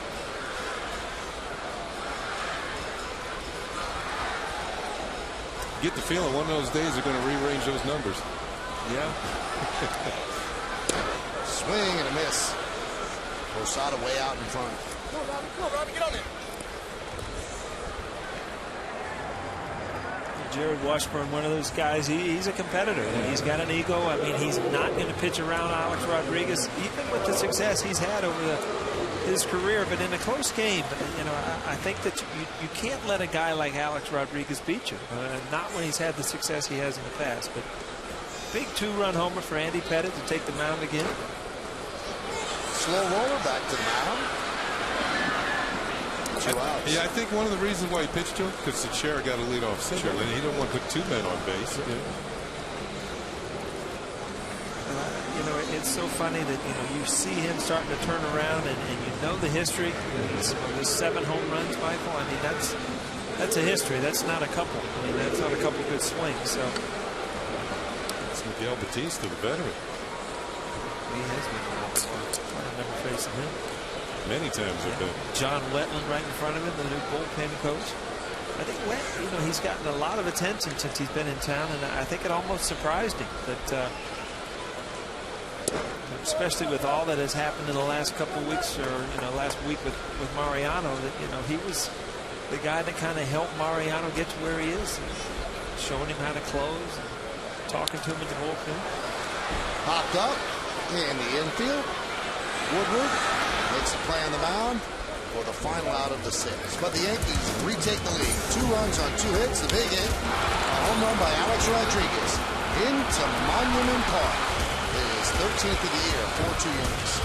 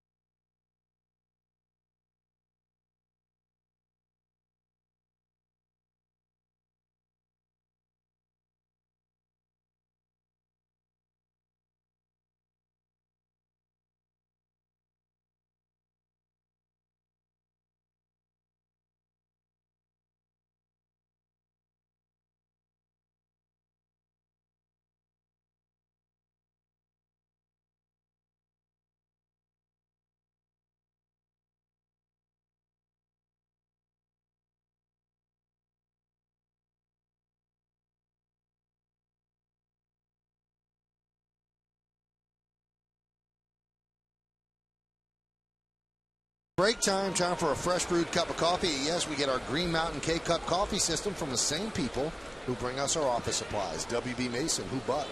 So Andy has himself a lead again, and he will face Vladimir Valentin, who was at the plate when Franklin Gutierrez forgot what the count was to end the 6th inning.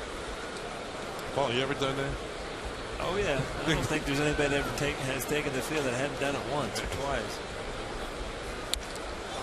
High drive, center field deep, going back, Melky still back, and he redirects, and on the track he makes the play.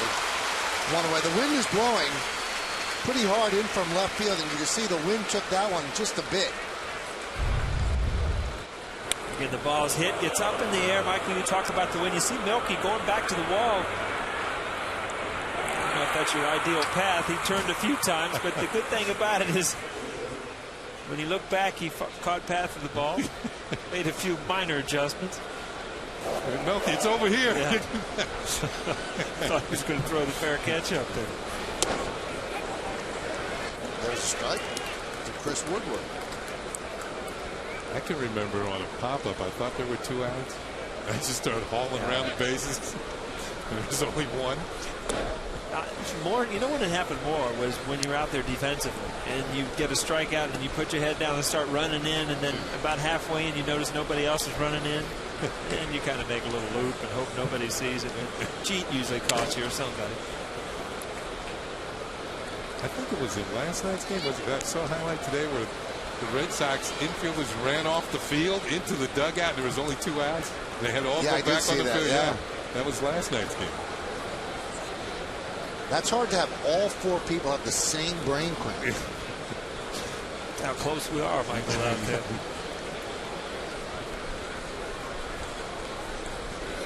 It's almost like you see one guy running off and you, well, maybe I was wrong, and you run off with him. You know what, though? Paul's right. It's something that you do only once in your career. And sometimes you look at the scoreboard and the guy whose uniform number is 3 is up on the board. You see 3, and it's not. The thing is, you get back to the dugout and you want to blame the scoreboard guy. You know, he messed up. It's never you, right? Time for another look at tonight's Toyota text poll. Once again, the question: which pitcher would you prefer in the 8th inning role for the Yankees? You've been texting us at 58772. Here's the overwhelming majority want Phil Hughes in the 8th. Brian Bruni was 2nd, and they might get Phil Hughes in the 8th. And Aceves was 3rd. So Girardi follows that text poll. Well, it's usually that, you know, that what have you done lately thing. And that's exactly it.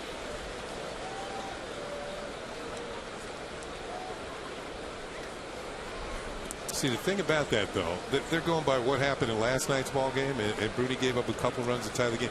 But if Hughes had actually pitched the 7th and the 8th last night, he might have not have been available for tonight's ball game. He threw 9 pitches for 1-2-3 7th yesterday, the 2-0. It'll be a back-to-back thing if we do see Phil Hughes. And last night, I think Phil Kokop also was probably as hard as he's thrown all year. We saw him strike out Griffin with 96-mile-an-hour fastball. So is he going to be able to do that time and time again? Coke is up once again because you've got Ichiro and Brandon back-to-back. Lined into center field. There's Melky Cabrera. And he'll put it away for the final out of a 1-2-3 inning. At the end of 6.5, it's time for the 7th inning stretch. And at the end of 6.5, Yankees are leading 4-2. But we keep it here throughout the 7th inning stretch for a sneak peek of Ice Age, Dawn of the Dinosaurs, now playing. But first, we honor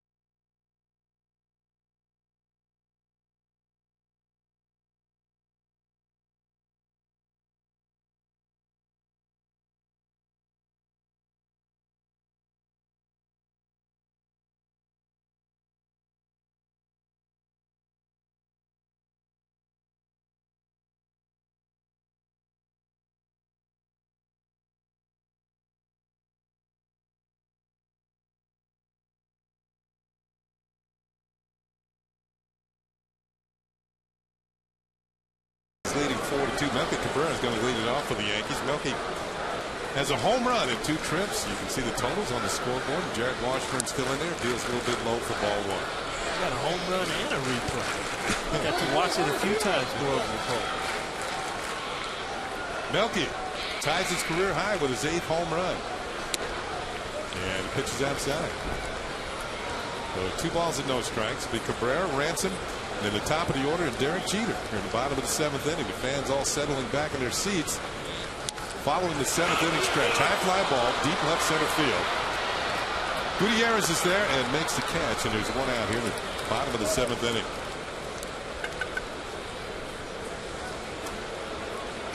And Yankee Baseball and Yes is brought to you in part by your tri-state area Audi dealers. Audi, official luxury vehicle of the New York Yankees.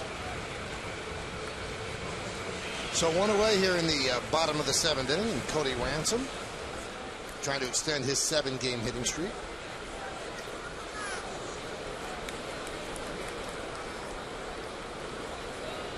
And the pitch.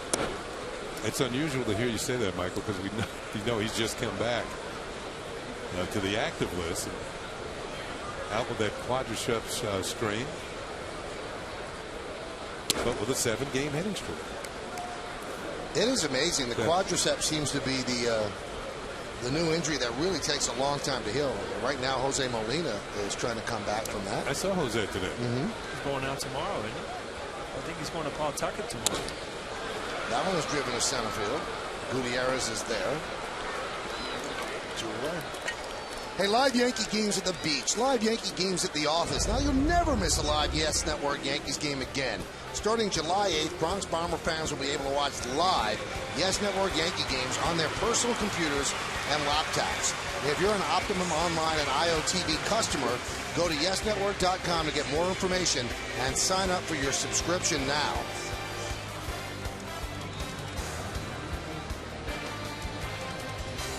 Along with Paul O'Neill and Ken Singleton, I'm Michael Kay. You're watching Yankees baseball right here on Yes.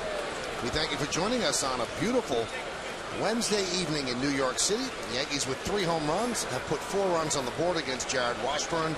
They lead 4-2, trying to extend their winning streak to 7 straight.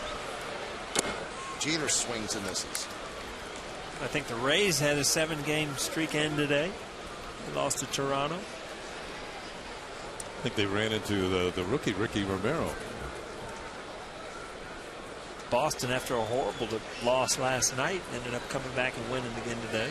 11 innings it took her. Line drive, base hit by Jeter. Keep that streak going. Captain now up to a 7-game hitting streak. It's a Tommy Hawk, this one. Just get on top of it. Eyes right on the baseball. Don't pull off of it. Only way to hit that ball hard is to stay on top of the baseball. And you see his back shoulder doesn't dip. It stays on top of the ball. That way you can drive it. As soon as you dip under a high fastball, you're going to do nothing but pop it up. Damon swings and misses.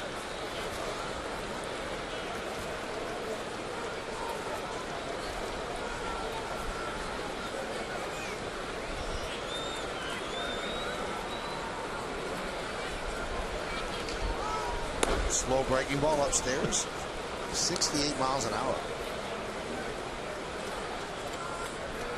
It's about our hitting speed right now, Michael. That's 68. We'd be right on there.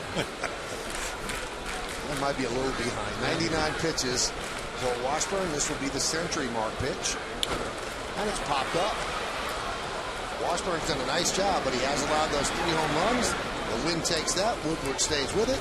And 7 are in the books here at the stadium. No runs a hit, no errors, and 1 man left. Do we see a Sebas? 4-2 Yanks.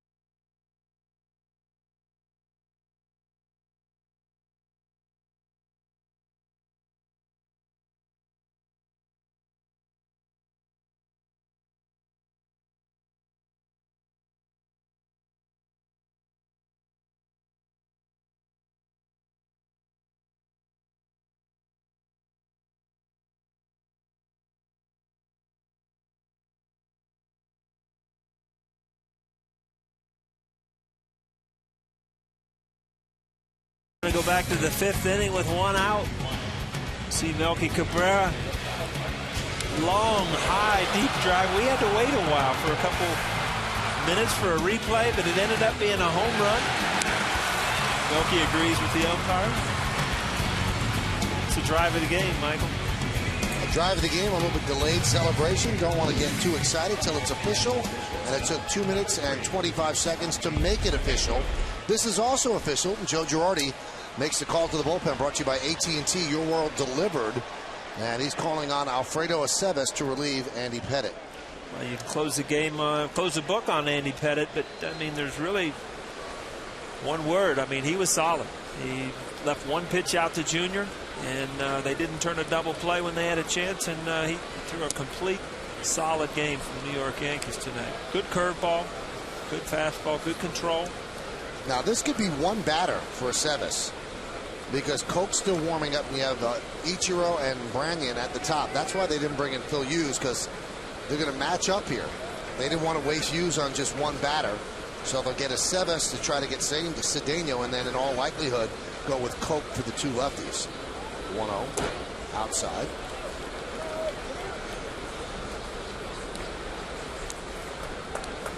Mariano beginning to stretch.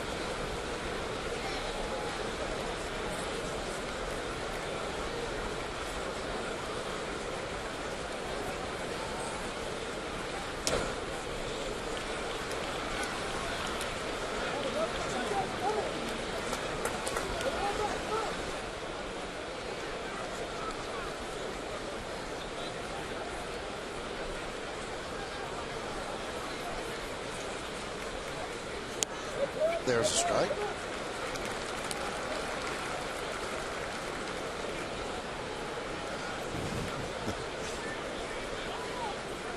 It's like Christmas out there, doesn't it? A little red and green. High fly ball, right field.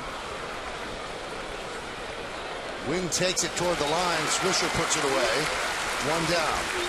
Hey fans, tonight throughout the Yankee season on Yes, we're allowing you to vote along with the 3 of us here in the booth for the Chevy Player of the Game. Text your vote to 58772. Tonight's candidates are number 1, Alex Rodriguez, number 2, Andy Pettitte, number 3, Johnny Damon, number 4, Melky Cabrera. Vote now, make your voice heard. Standard text messaging rates apply. Well, nice quick night for Alfredo Aceves. He gets Cedeno on the fly ball to right. He has a bit of a smile. Now it's Phil Koch's turn to come in and get the lefties. Come back and see how he does.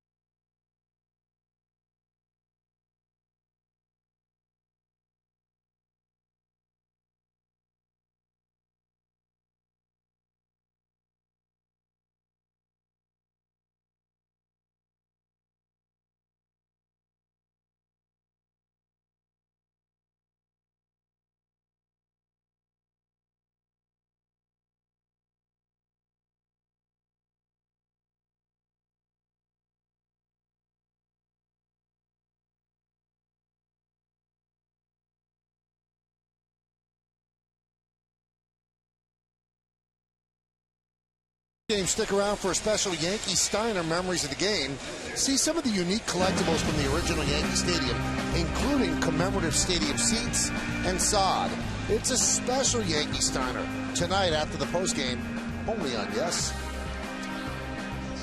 We love specials. Specials are great. They're special. I'll tell you one thing. I saw an advertisement for Center Stage the other day, and you're going through the pictures and pictures. I can't believe how many different people you've had. How many have you done? About 130 wow. now. So I thought you were still like 10 or 12. You threw an extra 100 in on me. 10 or 12. The pitch to That's pretty impressive. You know, when you leave town for a while, you don't realize that you just keep doing this stuff. Paul, he tapes 2 or 3 a day. Yeah, I'm working while you're home on the porch. Yeah, home on the porch, all right. No, he's sweeping the porch. He's got that R9 in his hand. Ooh, is that a good club? The 1-0. Chopped right back to Coke, and the Yankees have certainly handled Ichiro tonight. He is 0 for 4, and that might stop his 12-game hitting streak unless the Mariners rally here. What did I say last night? He's hitting 58 of his last 62 games. It's like a slump when he doesn't have a game where he doesn't get a hit. Took a game off.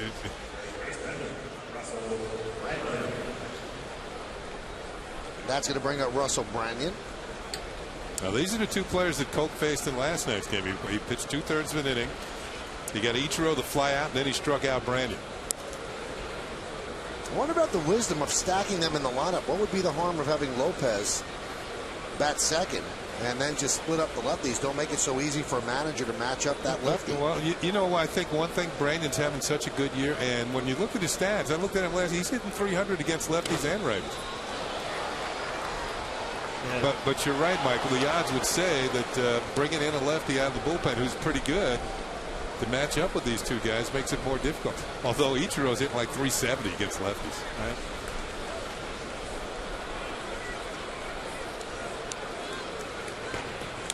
Pitch is high now.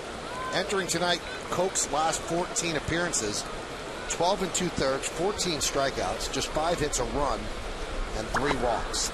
You saw Phil Hughes warming up in the bullpen. And the reason why he's warming up, if Coke does not get Branyan out, Phil Hughes will come in and try and get the righty out. So that Joe Girardi has this inning all mapped out. You think about Russell Branyan. I mean, he's not the guy you think about hitting the 2-hole to start with. I mean, he's a power hitter, but a lot of times you'll put guys in the 2-hole that you want to hit fastballs. And with Ichiro getting on base a lot, you're going to see a lot of fastballs. Andy Pettit pitched him well today. He busted him in before he went away. Didn't give him an opportunity to get his arms out all night. Swung on and miss. He has the golden sombrero. Not Phil Coke, Russell Branyan. He struck out 4 times with Coke nailing him for the 4th one. The lefty winds, kicks, and deals, and Branyan goes down on strikes. Mariners go down in order. We go to the bottom of the 8th.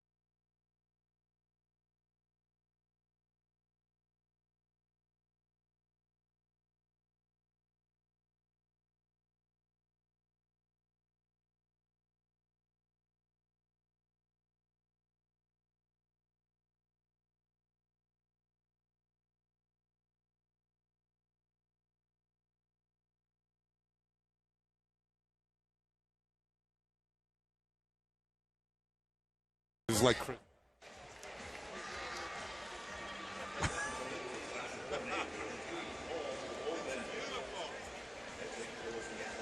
Yankees Baseball on Yes is brought to you in part by Dunkin' Donuts. America runs on Dunkin'. And by IOTV. IOTV offers you incredible HD picture and sound. HD is free. with IOTV. Were you scared of that big bad city, Paul, when you came here from Cincinnati? I didn't know what to expect. Look at all those pretty lights, man. It's like a postcard, no? Hey, you're on the scoreboard now getting a big See hand. that? Michael, move over, man.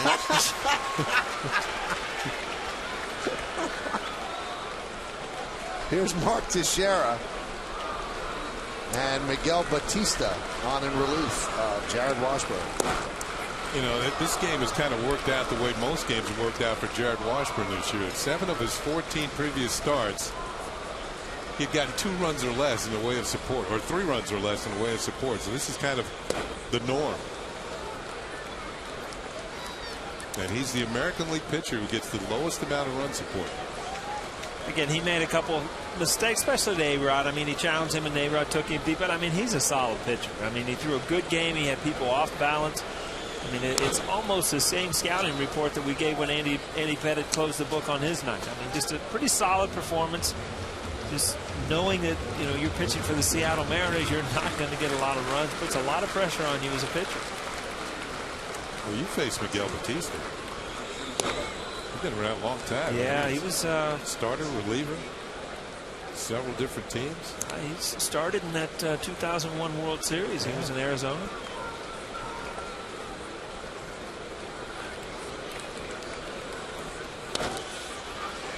Slow roller to second. Lopez gets Teixeira. And Teixeira's 2 for 4 tonight. Let's take a look at the play of the game brought to you by Geico. 15 minutes could save you 15% on car insurance. Now let's go back to the 6th inning with a man aboard. A-Rod straight away center field. Second straight night he's hit one out of here, and that's our Geico play of the game. His 13th home run of the season. Just like that, here's Alex Rodriguez. Wow, he's everywhere. Almost like it was planned. What production. Wrapped into a double play, grounded to short, and the home run in the 6th. Now, managers throughout his career have always been tormented by Miguel Batista because they see his stuff. And I think he should be much more successful. He's also very laid back, very cerebral. He's an artist. And he gave up a base hit to A-Rod. Well, A-Rod had a better stroke that time. Nice. Again, A-Rod, I mean, he looks so comfortable with the plate now. You see he's loading his weight, but he's staying neutral. He's not closing himself off. He's allowing his hands to get through the ball. He's so strong. If he hits the ball hard, good things are going to happen. Man, he can get his glove down. I was just going to say Batista, I mean, that's a reaction, but that ball was 2 feet by him by the time he got his glove in the area where the ball was. If that would have been in his kneecap, they'd be carrying him off the field right now. Smoked. And low laser.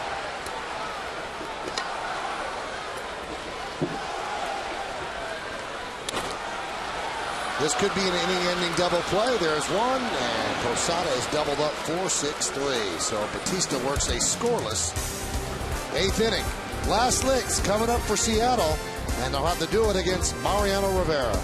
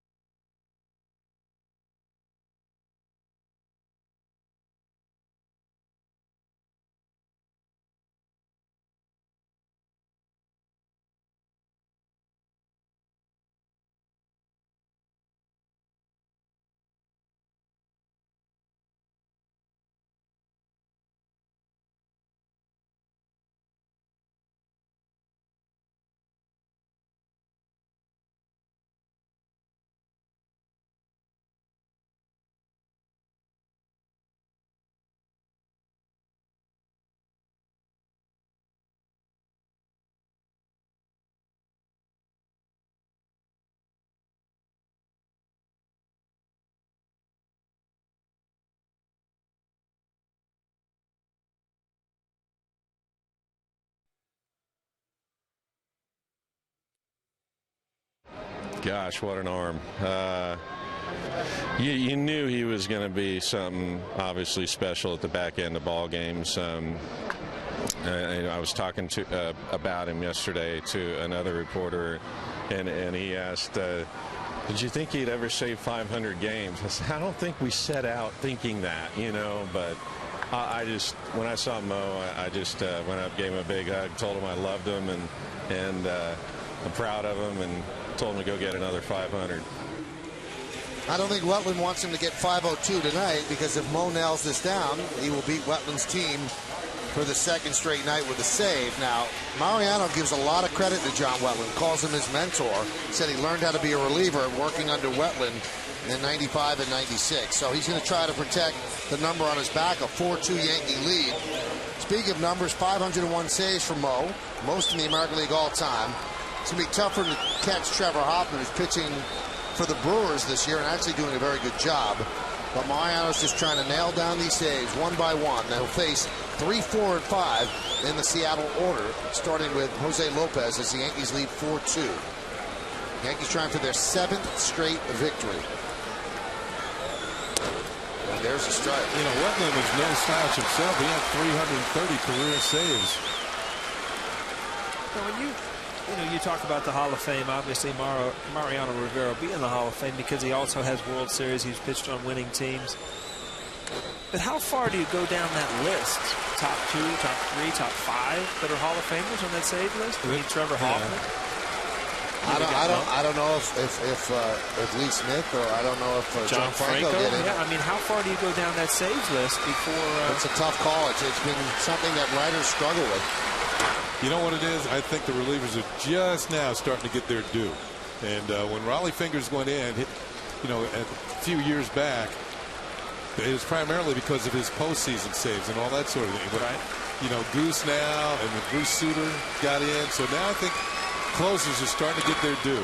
That one is hammered to left, giving Chase Damon. It's a foul ball.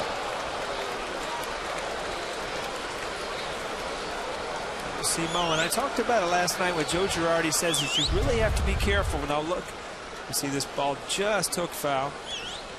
But if you give Mo a target, he's going to hit it. And if you look at that last pitch, you see Cody Ransom down there leaning that ball foul. But if you watch the location that Georgie wanted, the ball got hit hard, but Mo hit the target. And you see where Georgie wants it high, and that's where it is. Swung on and missed. Nope, he foul tipped it, and Posada could not hold on. I think he got a piece of him as well.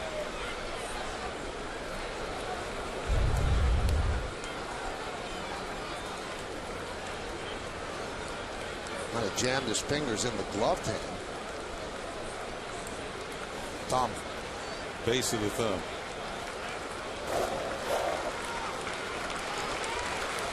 Oh, catcher's hands, that glove hand takes a pounding.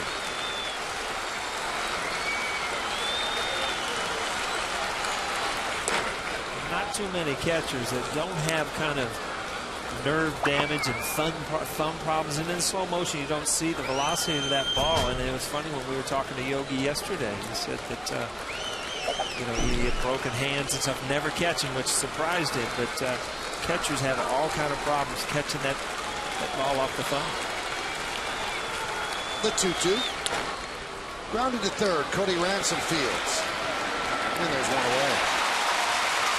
Remember, right after the final out, the Emmy Award-winning WB Mason postgame. Get a complete wrap-up of tonight's game against Seattle. Look around the rest of the league. Plus, hear what the players have to say to Kim Jones in the clubhouse. It's the WB Mason postgame after the final out, only on Yes.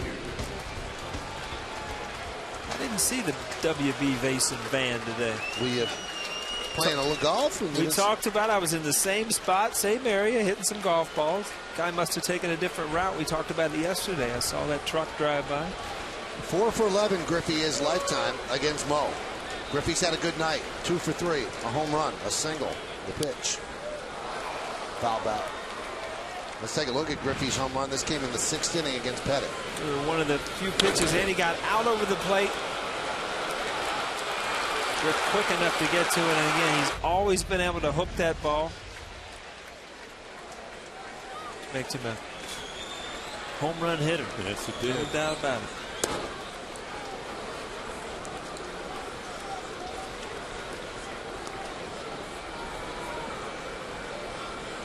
Number 5 on the all-time home run list.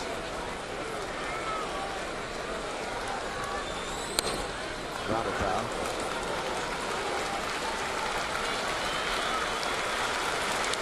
Well, what you're looking at now, the future Hall of Fame matchup right here.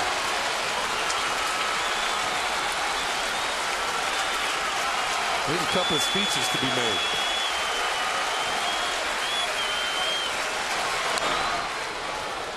Still 1-2. I'll tell you another thing you're looking at is a left-handed hitter just in the back of his mind saying, are you kidding me? There's no way that I can hit that pitch right there. There's nothing I can do with it. You can't keep it fair.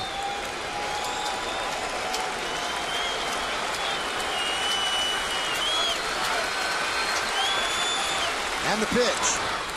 Grounded to second. Cano's right there. And Seattle's down to its final out.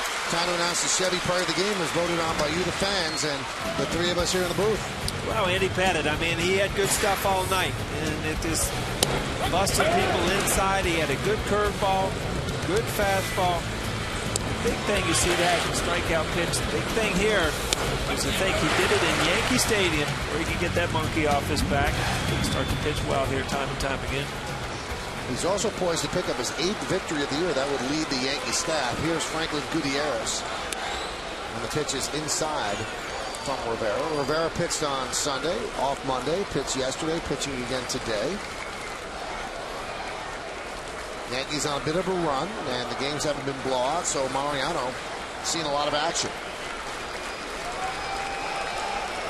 Now, there was a point on the recently completed road trip that Mariano hadn't pitched in 8 days. So it's feast or famine.